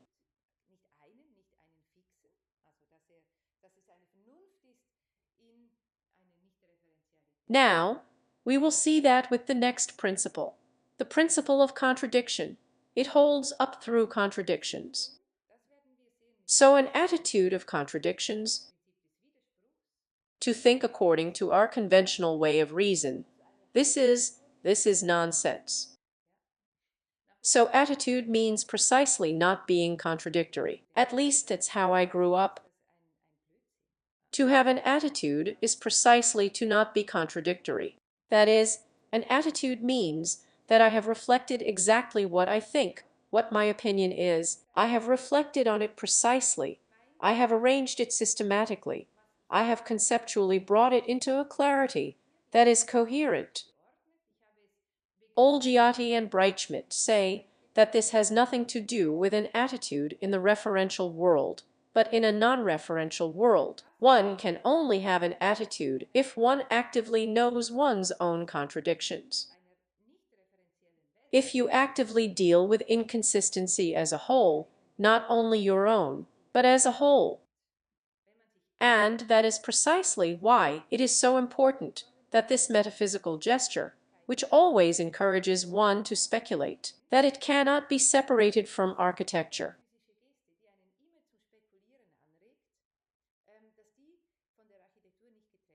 Well, in this sense, the foundation of meaning is one of the 7 principles that deals with the why, and yet knows exactly that this why is not something that it can find in retrospect, but the why can carry something, that is, the reason for something. It has to be, so to speak. It is necessary to incite a sense in such a way that the reason can consolidate itself. One is looking for a reason, but the reason must be created. The architect can't do that either. He can't set values, but he can make sense, so that a foundation can form, one might say. The other principles he is talking about are all principles that deal not with the why, but with the how. But the foundation of meaning, which, so to speak, sparks into every other principle. And that's why this doctrine of principles is not a teleology. I would also say it's not a system because of that. Because it would be a system, then order and coherence would suffice. Then there would be no need for the creation of meaning, and there would be no need for the metaphysical gesture either. So it is not a teleology, because this one principle of sense-making, which asks why, always invents the measure, creates the measure for a certain building. Mind you, yes, everything is always possible. So this is not only the foundation of meaning for an individual, but it also applies only to a building. It cannot be generalized. This cannot be transferred from one case to all other cases.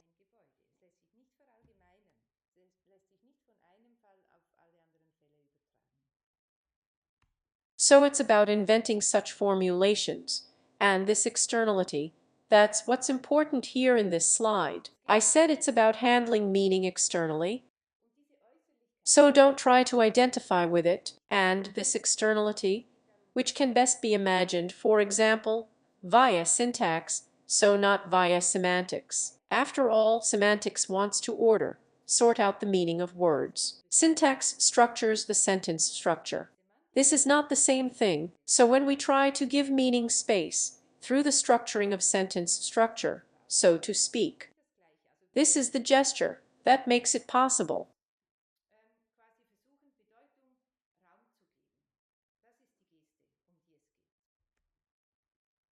And now we come to this concept of truth, as true as possible.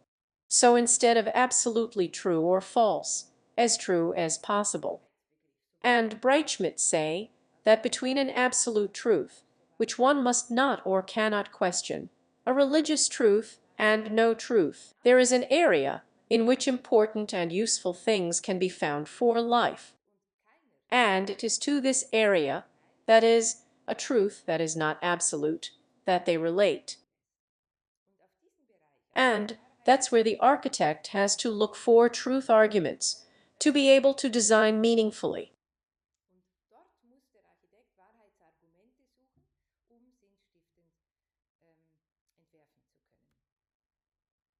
This means that the truth argument is meant here in a sense that does not want to legitimize, but wants to create meaning. So I want to light up to the front. I don't want to lay the foundation retrospectively or clean the floor. In fact, that's what legitimacy always does.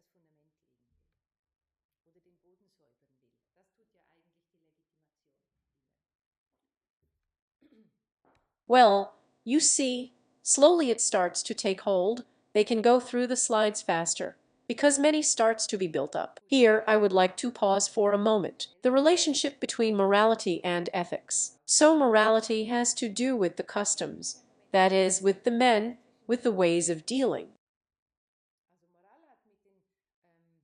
And ethics deals with morality. So ethics is more abstract than morality. Ethics is, so to speak, treats everything that has to do with morality, and the problem is always, how can one think about ethics as something other than just another morality? Isn't it another morality that is trying to somehow chase the existing morality off the field and take its place? This is a tension that exists, of course, that cannot be resolved either. But if you look at it constructively, there is already a difference. So a morality always claims a correctness in behavior, and this correctness is, so to speak, between me and the society in which I live. A moral. An ethics is a discourse. For example, if I live in different societies with different ideas of correct behavior, then I have to go into an ethics to find my way around. So ethics has something to do with comparative, morality has something to do with correctness. The sixth principle, the order.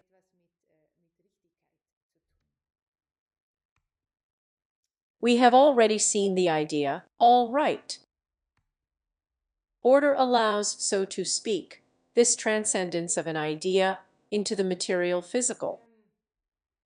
And that is why it is also the case that an order that is meaningful is an order in itself, but an order that is meaningful cannot be found unintentionally.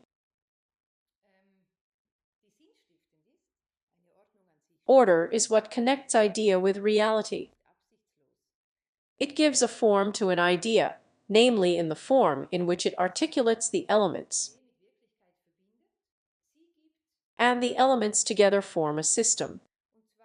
So not the idea must be a system, but the order that organizes the idea.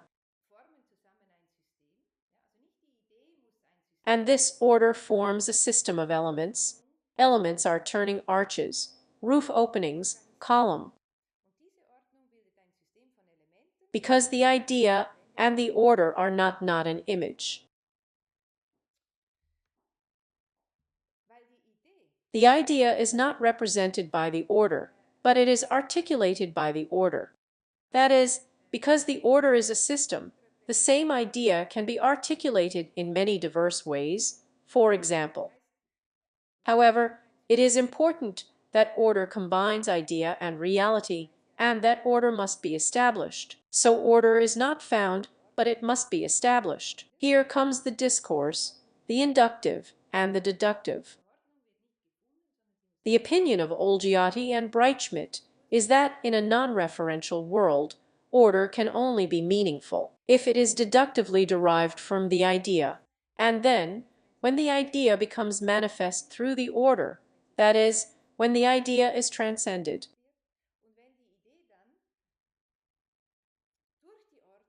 Conversely, the inductive is suitable as a procedure. Idea est bottom-up as a procedure, as long as there is almost the idea of a common horizon, even if that is a horizon on which one has agreed that one does not want it, just as the secular, one might say, is such a horizon. One no longer wants to deal with theological questions in science. That would be such a firmament. As long as this is fixed, it is worthwhile and productive to proceed inductively. But such a fixation of either a foundation or a firmament is the core idea of non-referentiality, and therefore an inductive approach cannot show us an order that would make it possible to find this transcendence.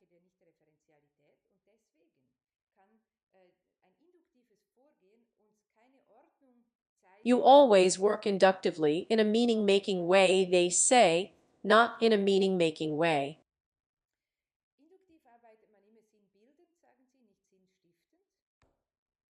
In her understanding of Algadian Breitschmidt, the unintentional is inductively called price, and the unintentional comes to an intellectual bankruptcy explanation, because one leaves the order to quasi-random parameters.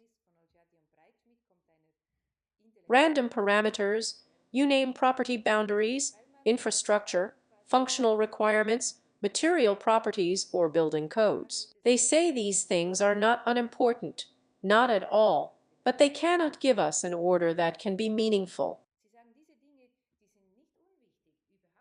You certainly know the fascination of the accidental, the casual, the incidental, but the point is that the decision requires authorship, and not because the author is so important.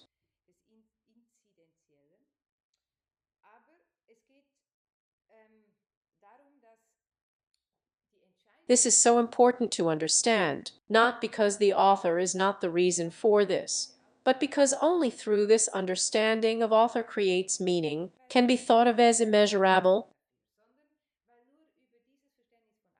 That's what it's all about.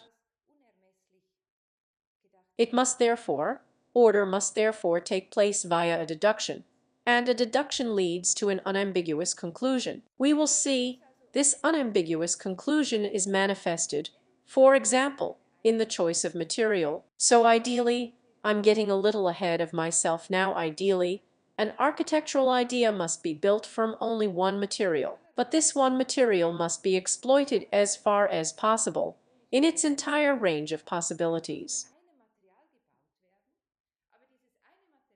And that is to emphasize the idea, because a resident of a room can actually only have the spatial experience, that is, this speculative, this stimulating, this liveliness imparting spatial experience, if he feels the idea, if he perceives the idea in the room that is built.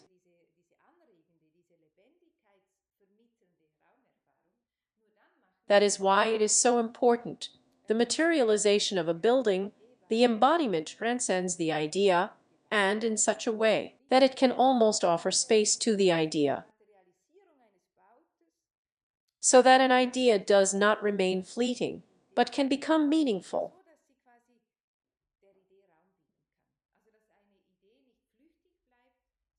And if he now says that it must always be deductive, because otherwise random parameters create an order in the situation related, then this does not mean that the order should not be situation related, because the idea is of course situation related. But it must not be a situation that accidentally conditions the order, that is, produces it. But the order must be derived from an author, because otherwise you are not in the non-referential world, because otherwise you are standing within a protective firmament, and are not exposed in the same existential way as they are trying to point out for our world today.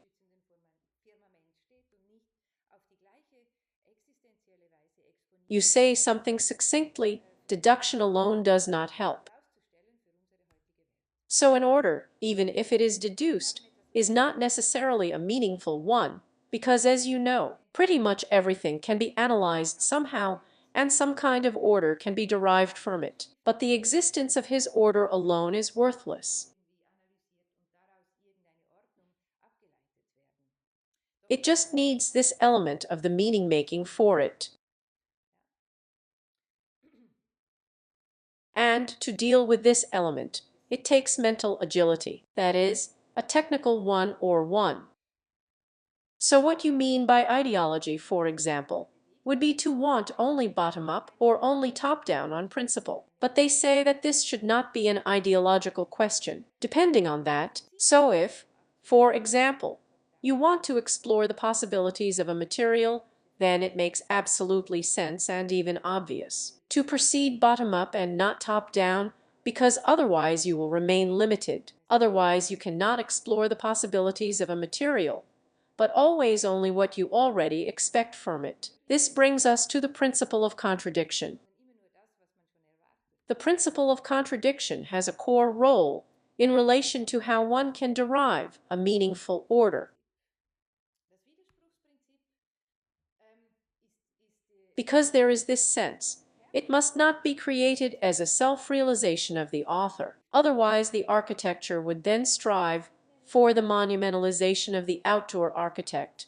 But this creation of meaning is, to a certain extent, mechanical or automatic. So not because the architect puts a sense into it, but making sense means igniting that a sense can recharge.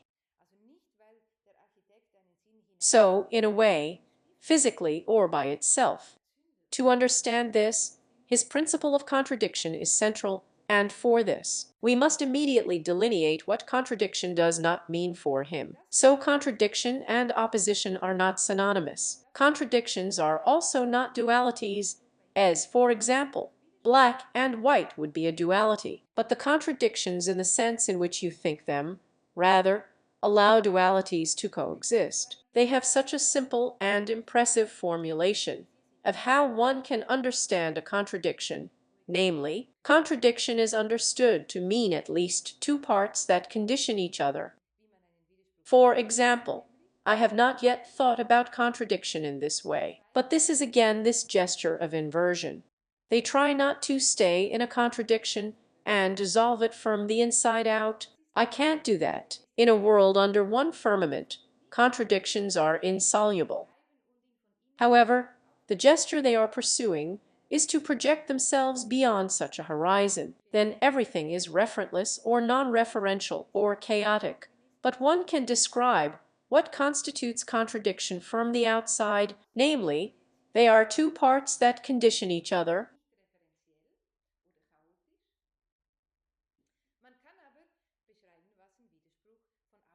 And now they say, we can understand this as a compositional strategy. And a compositional strategy now, that's what you're going to delineate right away. Isn't it the same as a collage? Or a merging by an additive addition of two parts that are in contradiction? That would be negation. The contradiction, viewed from the outside as two parts that condition each other, is not a negation. The contradiction is never about artificially adding or adding a contradiction to the building. This would be either didactic or subversive.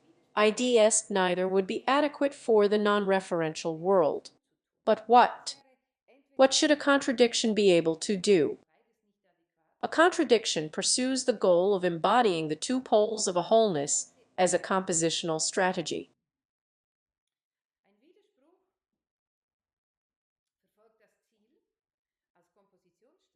Thus, to perceive a contradiction, viewed from the outside as two parts that are mutually dependent, as a circle with two poles. Similar to how we do this for the color spectra. For example, between black and white, the color spectra are called spectra because the spectrum between them embodies all the gradual differences in the periodicity of light from different colors. So very similar is the thought here. It is about perceiving contradictions in such a way that one sees poles of a wholeness in them. And then, this is a wholeness that one cannot yet think of. It is a wholeness that is not irrational, but is also not yet rationally accessible. But this speculative wholeness, which is why they talk about metaphysics all the time. So, we must think of contradictions in their connection, and the connection in the connection are opposites poles of a common sphere. So that means that they are almost the poles of a body which is in time. As for the Earth, the north and south poles give us the times of the day, the shifts of the times of the day, because the body is in the time of the solar system.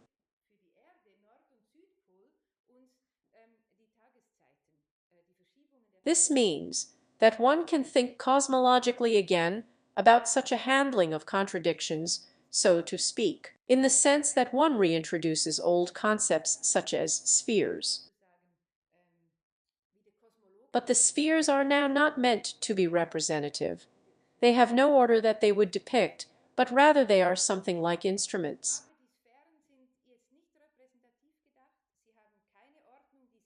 Scales in the open. So a contradiction understood in this sense is something like the embodiment of the structure of a staircase. There is something uplifting in it, because it points towards a wholeness that one does not yet know, in which one has not yet participated.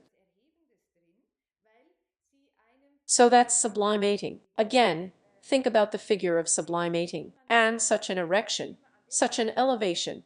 That is the claim of a meaningful architecture, and it is achieved through composition. And the composition goes exactly in this way with contradictions.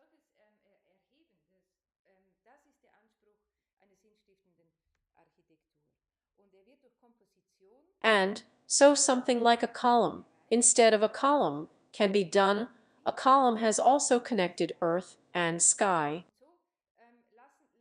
The walls have almost begun to organize the realm between earth and heaven. When we are no longer, when we are in a non-referential world, there is again a connection of earth and heaven. So the materialization, the transcendence, is to the idea that it is to embody. That's the thought here. So contradictions, which are perceived as poles of an ungiven wholeness, are potentially meaningful because they allow a play between imagination and conceptualization. So on the one hand, imagination, that is, imagining what you cannot imagine anything yet, speculation, but not a baseless one, because the model of the poles and the spectrality that opens up about it, and the scalarity that opens up about it, this imagination is very well rationalizable.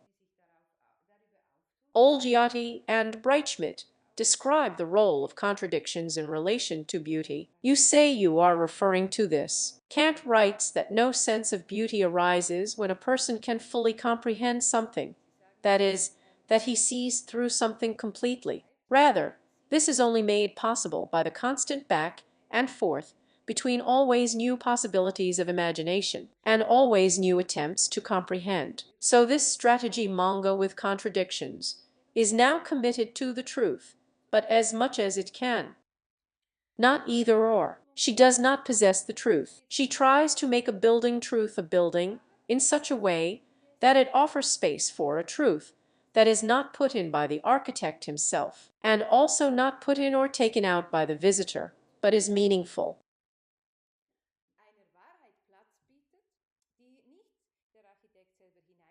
And this sense-making has to do with beauty, has to do with the feeling of experiencing something new through spaces. We will see that this new very abstract ideas are with him. So, for example, an idea for a building is as abstract as do I want an introverted space or an extroverted space. That would be such an idea. This handling of contradictions or scaling thus creates an alienation effect, which is not meant didactically, but which places the building in a certain focus, a focus of perception.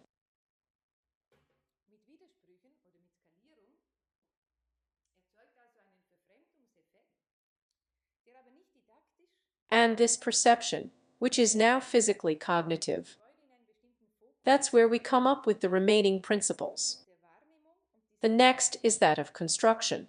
I have already anticipated this. The principle of construction, as I said, In essence, such an idea can be transcended in materialization, best of all, if it relies on a single material.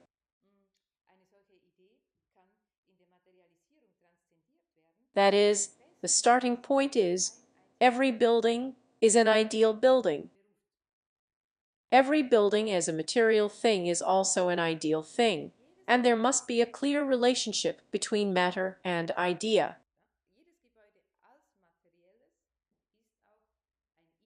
He says the choice of material must be absolutely mandatory, and this is now the ideal thing about a building, because the choice of material is not mandatory, because it makes sense, for example, for climatic reasons, to choose one or the other, or for economic reasons, but because the material must be able to house the idea of the building, that is, it must be able to express it. So the choice is based on an idea, not on a necessity that would be outside of architectural thinking.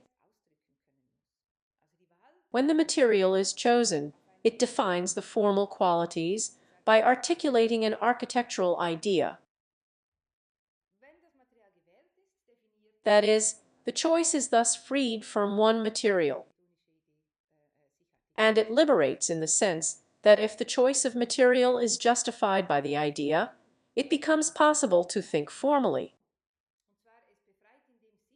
And only in the formal one can think and imagine freely.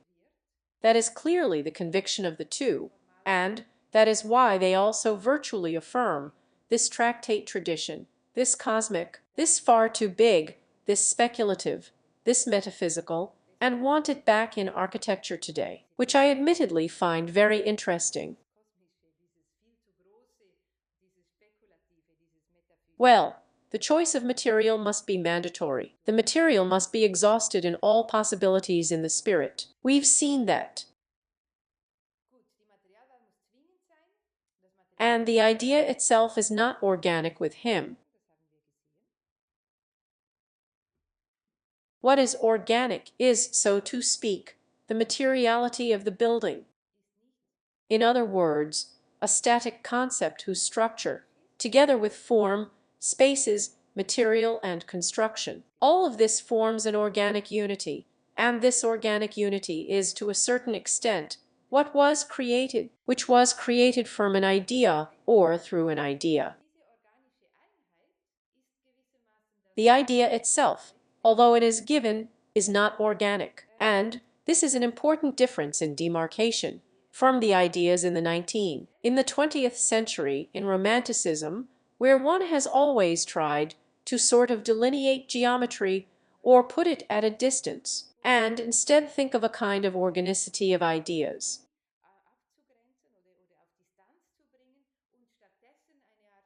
Novelty, the next principle. A building must stimulate the imagination, because the sense-making of those who are in the rooms, that is, the people who affect the rooms and make a space experience, by creating a spatial experience, they are just as involved in the creation of meaning as the architect, who tries to create a certain spatial experience with the intention that he. That's where the novelty lies. And new now does not mean solitaire. So new does not mean something that has never existed, something that is categorically different. But new means to make a way of life that one is already familiar with appear in a new way.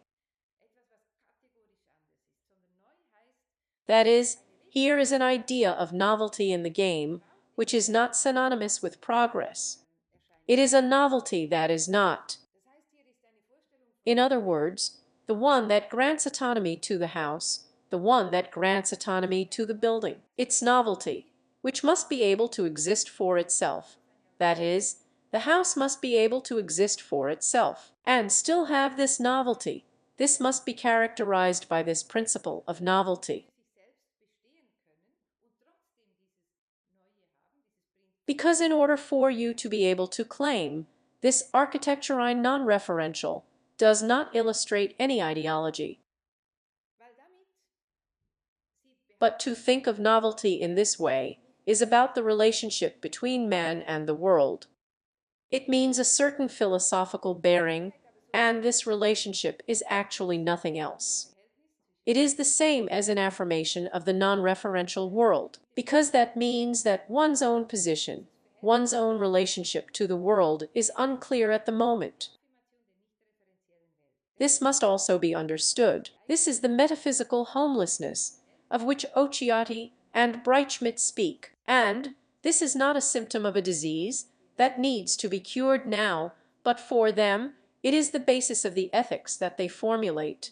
We build to give protection, but not to anchor ourselves almost firmly at an origin where we belong. Not exactly that, but we are building to inhabit the world as strangers, as aliens, if you will. So if you project yourself out of the common, out of every common horizon of meaning, and say that everything I see there, like when you look at the earth from the moon, everything I see here is not referential. It is considered non-referential to me. Then, in a way, you make yourself an alien. But this is necessary to explore the boundaries of the boundaries, and a certain discipline, a certain knowledge is only relevant if it constantly explores its own limits on you, of course. And so this novelty that is possible is also something that cannot be consumed. So this novelty is something that cannot be consumed and differs about it, so at least you see it. I think there would be good arguments to actually look at the marketing world differently, but they differentiate themselves from it and say that this novelty is precisely not a lifestyle, it is not a marketing product, you cannot consume it, just as the bourgeoisie consumes the whole culture today. That is, without contributing to the meaning that is created in it.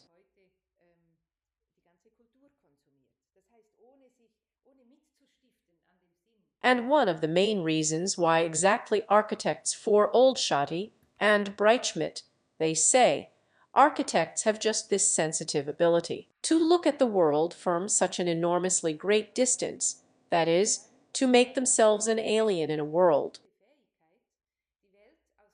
And with that, it is also possible in one. Now, not dogmatically, not because only novelty can come from architecture, but because this skill is actually most valued in architecture. One might say, from other disciplines.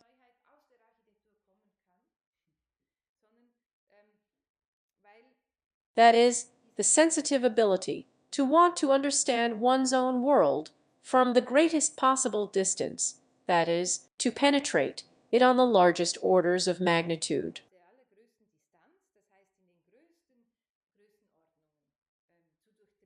So the novelty is not about the fact that something non-architectural could be imported. Of course, it includes non-architectural, but it cannot just be imported, but, they say, it must be transformed by creative minds of architecture. And this term, I would also like to give it to you. This is an important and beautiful term, a strong term. And Verwant refers to this process when you have to grow into a project yourself. So something you imagine, you have to become it, so that it can be real, or something like that. It has to do with this idea of sublimation. This brings us to the second, last principle of wholeness.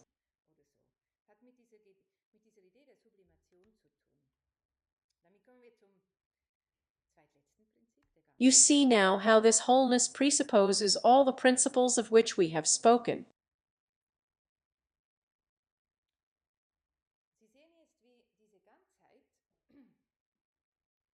That means all the time comes from a building idea with the two of them. The building idea must be articulated through an order in a system of elements.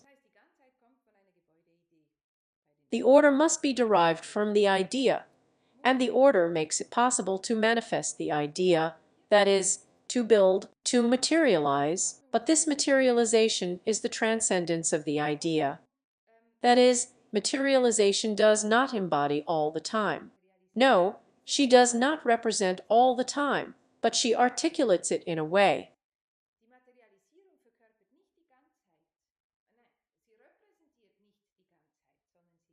The parts are what an order can use to articulate the idea.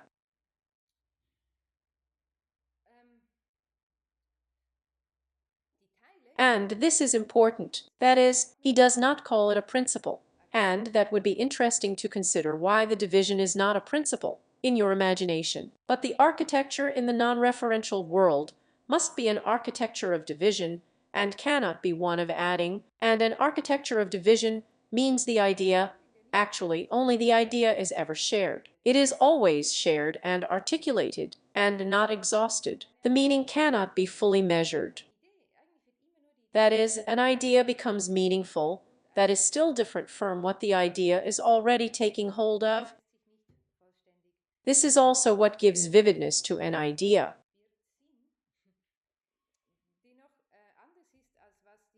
How is such an idea guided? It is intended to make it possible for a building that a building metaphysically touches its visitors or its inhabitants. In the non-referential, so the poles of foundation and firmament are extinguished. Instead, there are many possible spheres of contradictions that form poles. That is, there is a kind of rising of the world, which implies that homelessness is not an effect of a development, but quasi-original.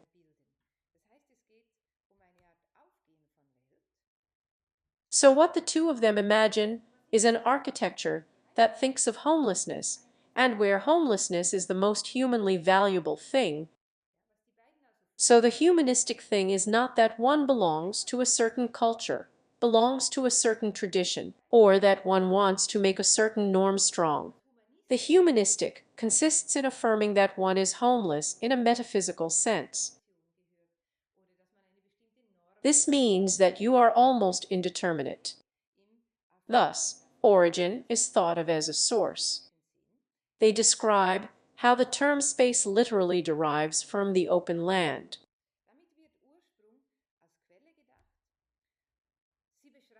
And, of course, these are political implications. It is as easy to read in such a manifesto as to read a text by both of them that goes against all our social values. Violation. She says, no, the architects don't have to take seriously what the sociologists tell them, or what the art historians, or what other historians, or what any economic plans are. Architects have to make sense of themselves, as if architecture wanted nothing to do with the complexity of the social world. It is exactly the opposite in the way they design an architectonics.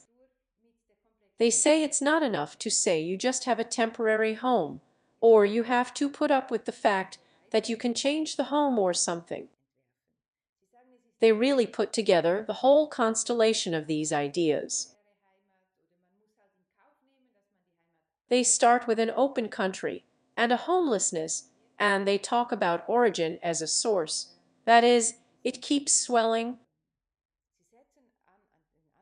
Origin is not something that was once that you try to restore, but it is something with which you can relate and through which you can draw things.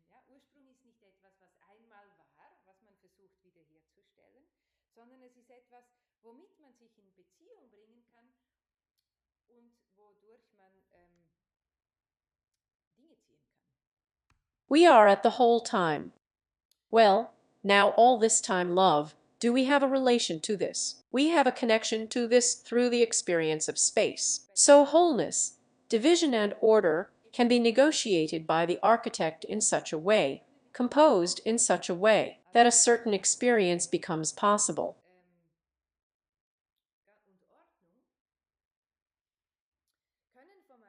And that's because they claim that there is a wise space to experience. They also call this the metaphysical, which stands before every comprehension. This is always a mental state as well. And such an experience is similar to when they say the formulation of mathematical ideas with the zero, for example, subsequently come to a lived practice of substitution relations in the cultic rituals, for example, not only there, of course.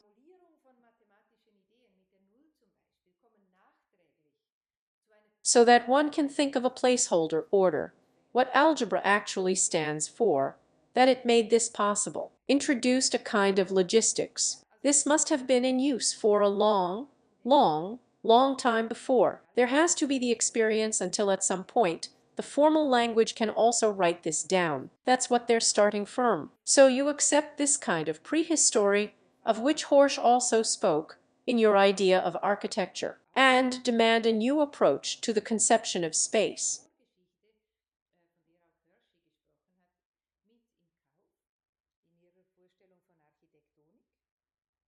And this new approach, I will do that briefly now, because we are already over time. It's the last lecture. I would still like to make the thread to the end. Of course, you are cordially invited to watch this online afterwards if you had not planned so much time. But I am also happy to be available for questions afterwards. I think it will take another maybe 10 minutes. So you are calling for a new approach to the conception of space. And this new approach is in contrast to what, for example, phenomenology was at the turn of the 19th century. For the 20th, it has often been described as a kind of science loss. She said that through industrialization, through technology, space is constructed purely geometrically, so to speak, and this geometry is so sterile that it no longer speaks in relation to our body, stands, which corresponds to a kind of loss of being. So everything will be constructive. Phenomenology has tried to counteract this primacy of seeing because geometry is, yes, that is, theory in the sense of seeing, that is, of abstract, rational vision, a tactility, and to say the whole body, especially with the skin, as an integrative sense, that is, not seeing as an integrative sense, because seeing is always intellectual, cognitive, cold, sterile, and with mathematics. In contrast to this, a phenomenology, a tactility, that is, where the sensations, the stimuli are mixed, where the different senses play together, so to speak. And what the two of them claim, at least if I understand correctly, is that phenomenology, that they share the concern, but that there is also a need for tactility in abstract intuition, so that architects can be sniffer dogs, to sense and work out the absolute greatest connections, to develop ideas. This requires a kind of intellectual sensorium, and I would like to introduce this intellectual sensorium as a body of thought. There would be room for another lecture to develop what such a thinking body can be now. But it has a lot to do with the ideas that we have presented here about the non-referentiality of Breitschmidt and Dolciati. So not directly phenomenology. This is now a kind of regulation, what you are doing here. That's also, if you remember, we are from the final chapters to the initial chapters. And the initial chapters are, of course, the chapters that are more concrete than the final chapters. In other words, this is about making distinctions. So non-referentiality is a bit like phenomenology, but not quite. It is also a bit like constructivism, but not quite. Above all, it is like deconstructivism, because that is the reading of Olgiati and Breitschmidt deconstructivism, as it were, brackets the semantics and puts the syntax in its place. And this affirms the theory of them, the non-referentiality, but at the same time, she still strives for a whole time. And this is where it is clearly different from deconstructivism. He lives, so to speak, by saying to himself over and over again, a whole time I may not, a whole time I may not, a whole time I may not allow in my thinking. Yeah, good. The consequence of this is also, and in this respect, of course, this is already correct about deconstruction, because it has to do with meanings. But architecture has only indirectly to do with meanings. That is, she goes externally with meanings, without seeking identification. And Breitschmidt say that the non-referential architecture has to do not with meaning, but with possibilities, and possibilities are objectively constituted. That is, one cannot deal with possibilities without dealing with wholeness, but the wholeness has no meaning, just as possibilities have no meaning. Possibilities need something meaningful, so that they can eventually become real or meaningful.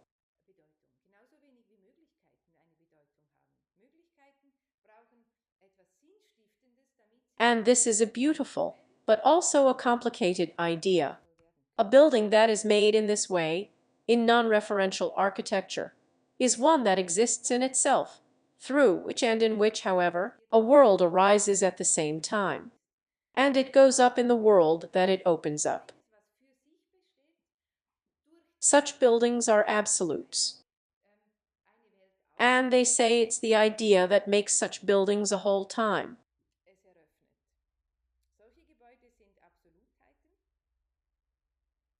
Non-referential also means freed from necessities that come from the realm of form, matter, or deconstruction. And that means a liberation from style architecture. It's more about questions. You suddenly write questions that are no longer purely functional or constructive, important, such as what is inside, what is outside, what's up, what's down, essential for architects. These questions about buildings and their spaces, the way they are built, most likely prepare the ground for something new, devoid of references, forms and symbols. In other words, non-referential. So the purpose of this building is to create spaces in which people can make up their own minds.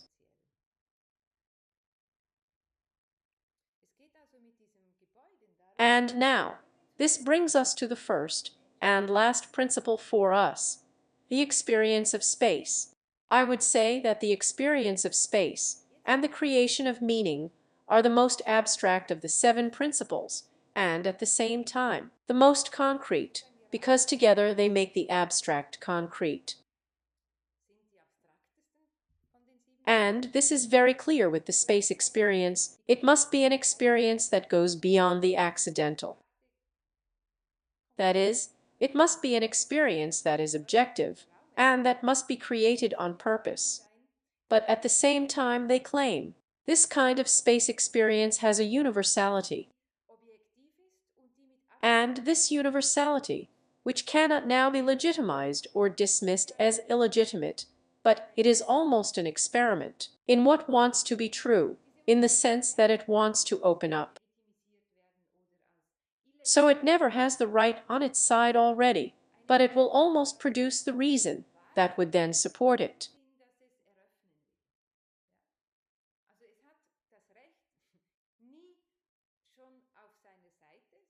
And it is precisely this intention that is decisive for this. Spatial experience, they write, is not only the physical resonance in the stomach of the inhabitant, the much vaunted gut feeling. The occupant approaches the building with the totality of his senses, including cognitive abilities.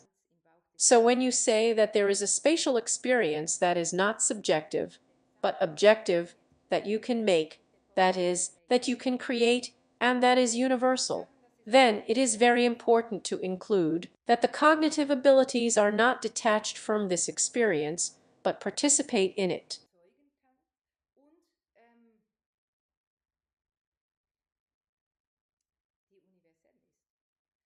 And it is also possible to use cognitive abilities to open up such a spatial experience for others.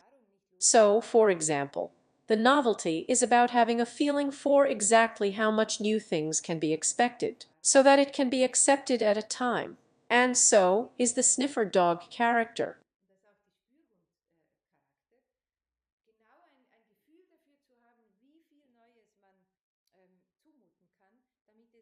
And this is now somewhat surprising. So this focus on a universality of a spatial perception that not only speaks on the emotional level, but also speaks intellectually, is so important to them because they say that a building that speaks only on the emotional level is least of all social. This is complicated. What does that mean? We always think that on the emotional level, we all lead the same, and that's why it's social when it's communicated about it. The following aspect of architecture is often misunderstood. If a building is experienced, it is considered accessible. However, the opposite is true. Architecture, which is supposed to be experienced on an emotional level, is actually the least social. Such an architecture tends towards privacy, it restricts, and is hardly interesting. In contrast, architecture should captivate people, challenge them, and inspire them in the truest sense of the word. To seize people, one must also address their minds. In other words, the spatial experience leads to encapsulation and privatization, while the challenging one is socially stimulating. In that sense, this is to be understood. Similar to how we have seen, the ideas are given. It is not a question of how can I have an idea and how not. Ideas are there. The transcendence of ideas into materialization is complicated. Or the author creates never has to be legitimized. Creating the legitimacy for an author that someone claims has always been there because people approve of the fact that that's people. So the humanistic idea is such that we approve when people want to have new experiences, when they are curious. And in this sense, you have to create cars to claim to be able to be that. And that's why Otto's Shaft never has to face the problem of legitimization when she really tries to tease out something like that, or to clarify an idea in a new way. And in the same gesture, space experience is a basic feeling. It is a basic feeling of what is given, and it is universal. So they claim the same for everyone in principle, but not identical, because this basic feeling is finally like the one with the truth.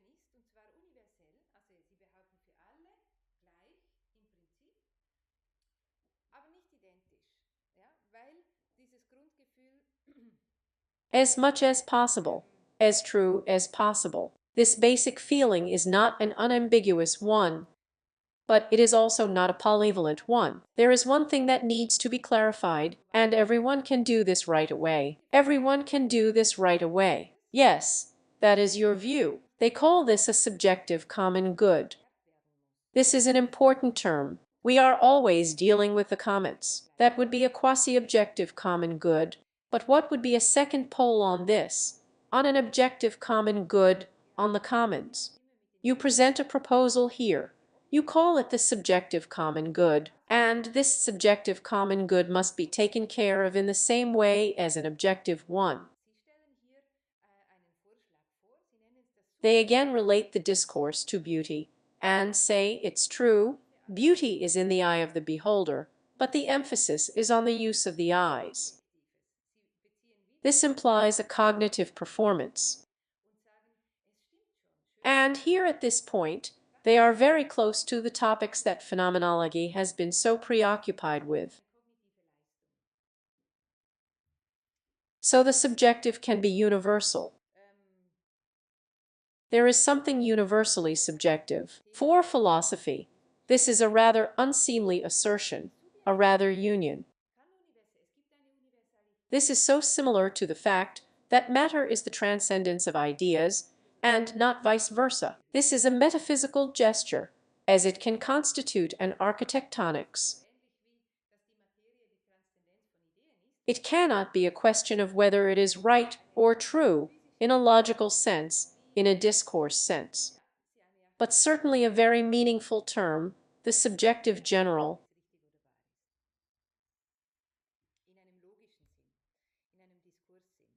I'm skipping this for time reasons. And in the end, maybe. Yes, exactly, with these two slides. So the self-understanding of such an architecture is that it is always about affirming a recurring fundamental recreation of our life rituals. That is, at the beginning we saw something like that flippantly, or said that the scientific nature of life does not mean that the world will become less magical. And now this is not one. This is not a cynical conclusion or something like that. This is not a balance that is drawn, but similar to these contradictions that form the poles of a common body, that is, of a wholeness, that we must first learn to see. The point here is also that the scientific nature of life is not in contradiction to the humanistic value of wanting to find something new, to allow oneself to be challenged, to want to determine one's own place in the world again and again, they say ontologically, not just to accept a certain role, a certain life, but to want to invent oneself.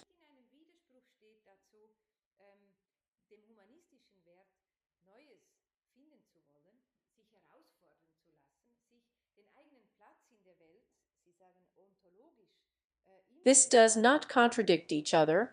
The two do not contradict each other.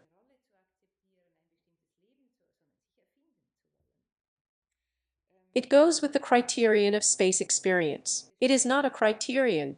It is a principle, is important. The criterion is exactly wrong. We always have a criterion when we are within a horizon, when we proceed almost inductively. So if we make a lot of observations, make series of observations, and then choose one over the other, then we need criteria. In the world you are talking about, we need principles. We are exposed, and in this world, in relation to the experience of space, the complexity of experience of space is going on. It's all about the complexity of it. And this complexity, this is the idea of how the architects are quasi-public, who help to articulate complexity, to open up spatial experience,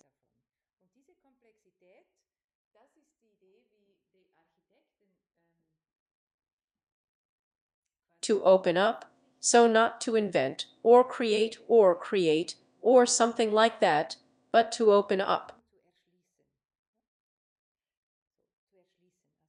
And I had this idea in mind that I was talking about the metaphysical gesture throughout the lecture.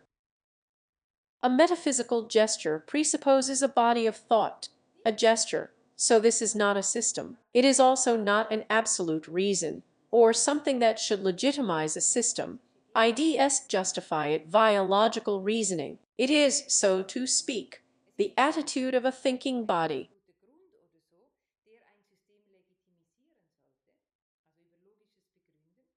And such gestures are intended to enable articulations that are speculative, that is, that are unfounded. So every invention is like that. You have to stick to an idea that you can't know if it's worth it.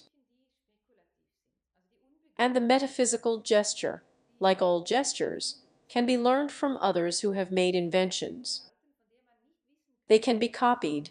There is a mimesis in relation to metaphysical gestures, as we can learn, for example, from the Wicker Lake, when he simultaneously makes the modular, describes the room, the plan as a generator, and writes this poem about the right angle. These are metaphysical gestures. These gestures have to do with what formats does someone last, in what formats do you express yourself, and how do you behave in there. And this is a concept of imitation or orientation, which I would like to give you with this introductory lecture in architectural theory. If you hopefully deal with your subject in the years that come during your studies and read the sources.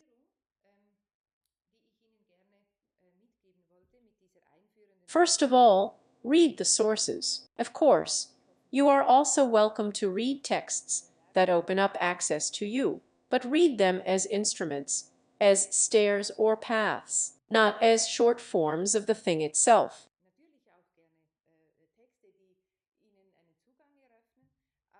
I would like to take up with 4 more slides where we came from in the last lectures.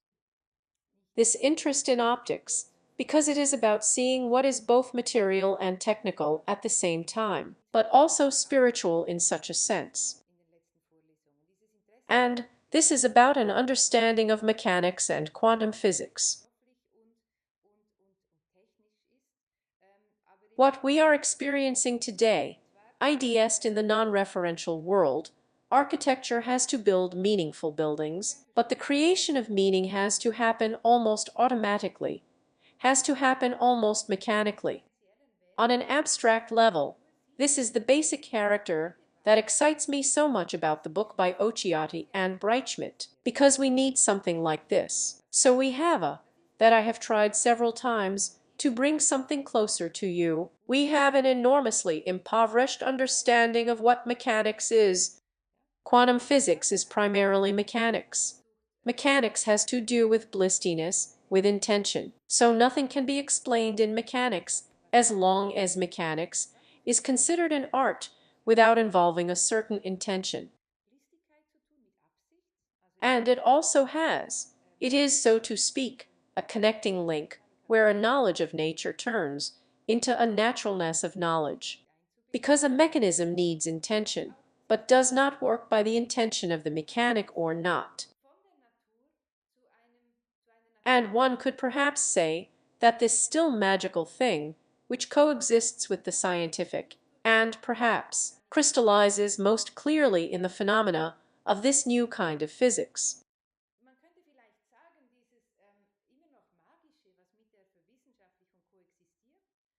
This new kind of physics always has to do with speeds. So quantum physics always comes with spectra, with frequency spaces, with periods. These are all different slowness and speed, which are not exactly of the same kind, but are nevertheless of the same kind. And this is a paradox. Platt wrote this passage about this already in the 4th century. You are welcome to read them. I will leave them here now, still uncommented in the lecture. There goes the magic of the circle. If you place the circle, if you not only make time countable by the circle, but place the circle itself as a figure in time. So when you think about movement, in other words,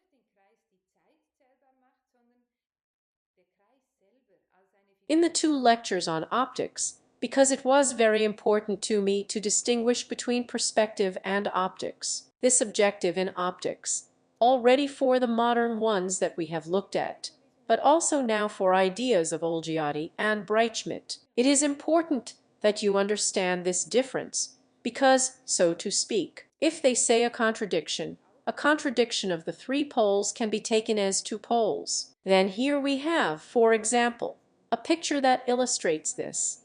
We have a white light on both poles, even the same. So yes, something that seems identical can be a contradiction, but I don't think I hate it now.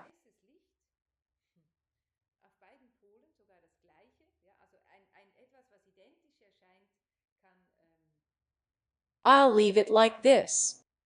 Above all, it is important to me, without going back to what has been explained in old Schat Breitschmidt, what is important to me is the dual character of light as materiality and as imagination, and the idea that with it there can actually be such a thing as a universal subjectivity. In other words, an active subjectivity that does not represent, but perhaps could be said to be endowing.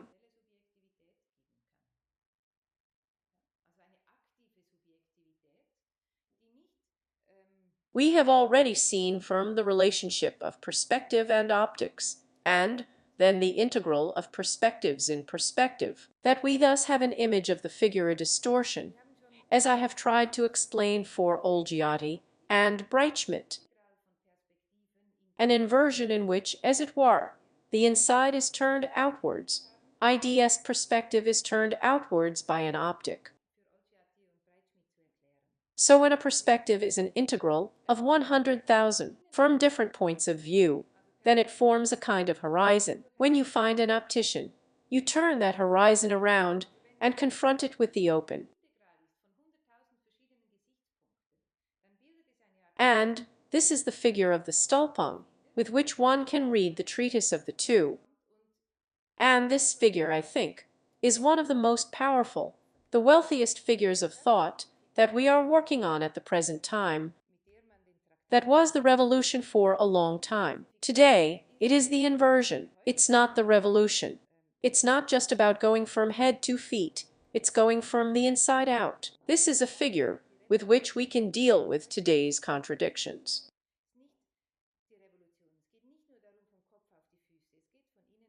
We started with this slide. An architect is an author or a master, but at the same time, he is a servant. So this double ratio of standing over and working, both in one person, this is not necessarily a contradiction, or rather, it is a contradiction in the beautiful sense that we have seen with Olgiati and Breitschmidt. And you can also think of Pop and Canon in a similar relationship. Yes, I gave the lecture a vector from Pop to Canon, but of course, I hope this has come out clearly. The popularization, so to speak, pop culture, is the breeding ground for a canon and for the meaningful end of a canon.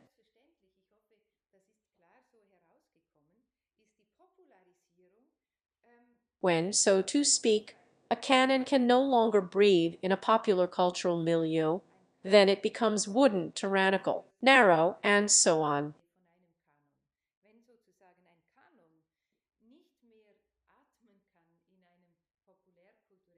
But if he can breathe in a popular cultural context, then you can free yourself from the canon.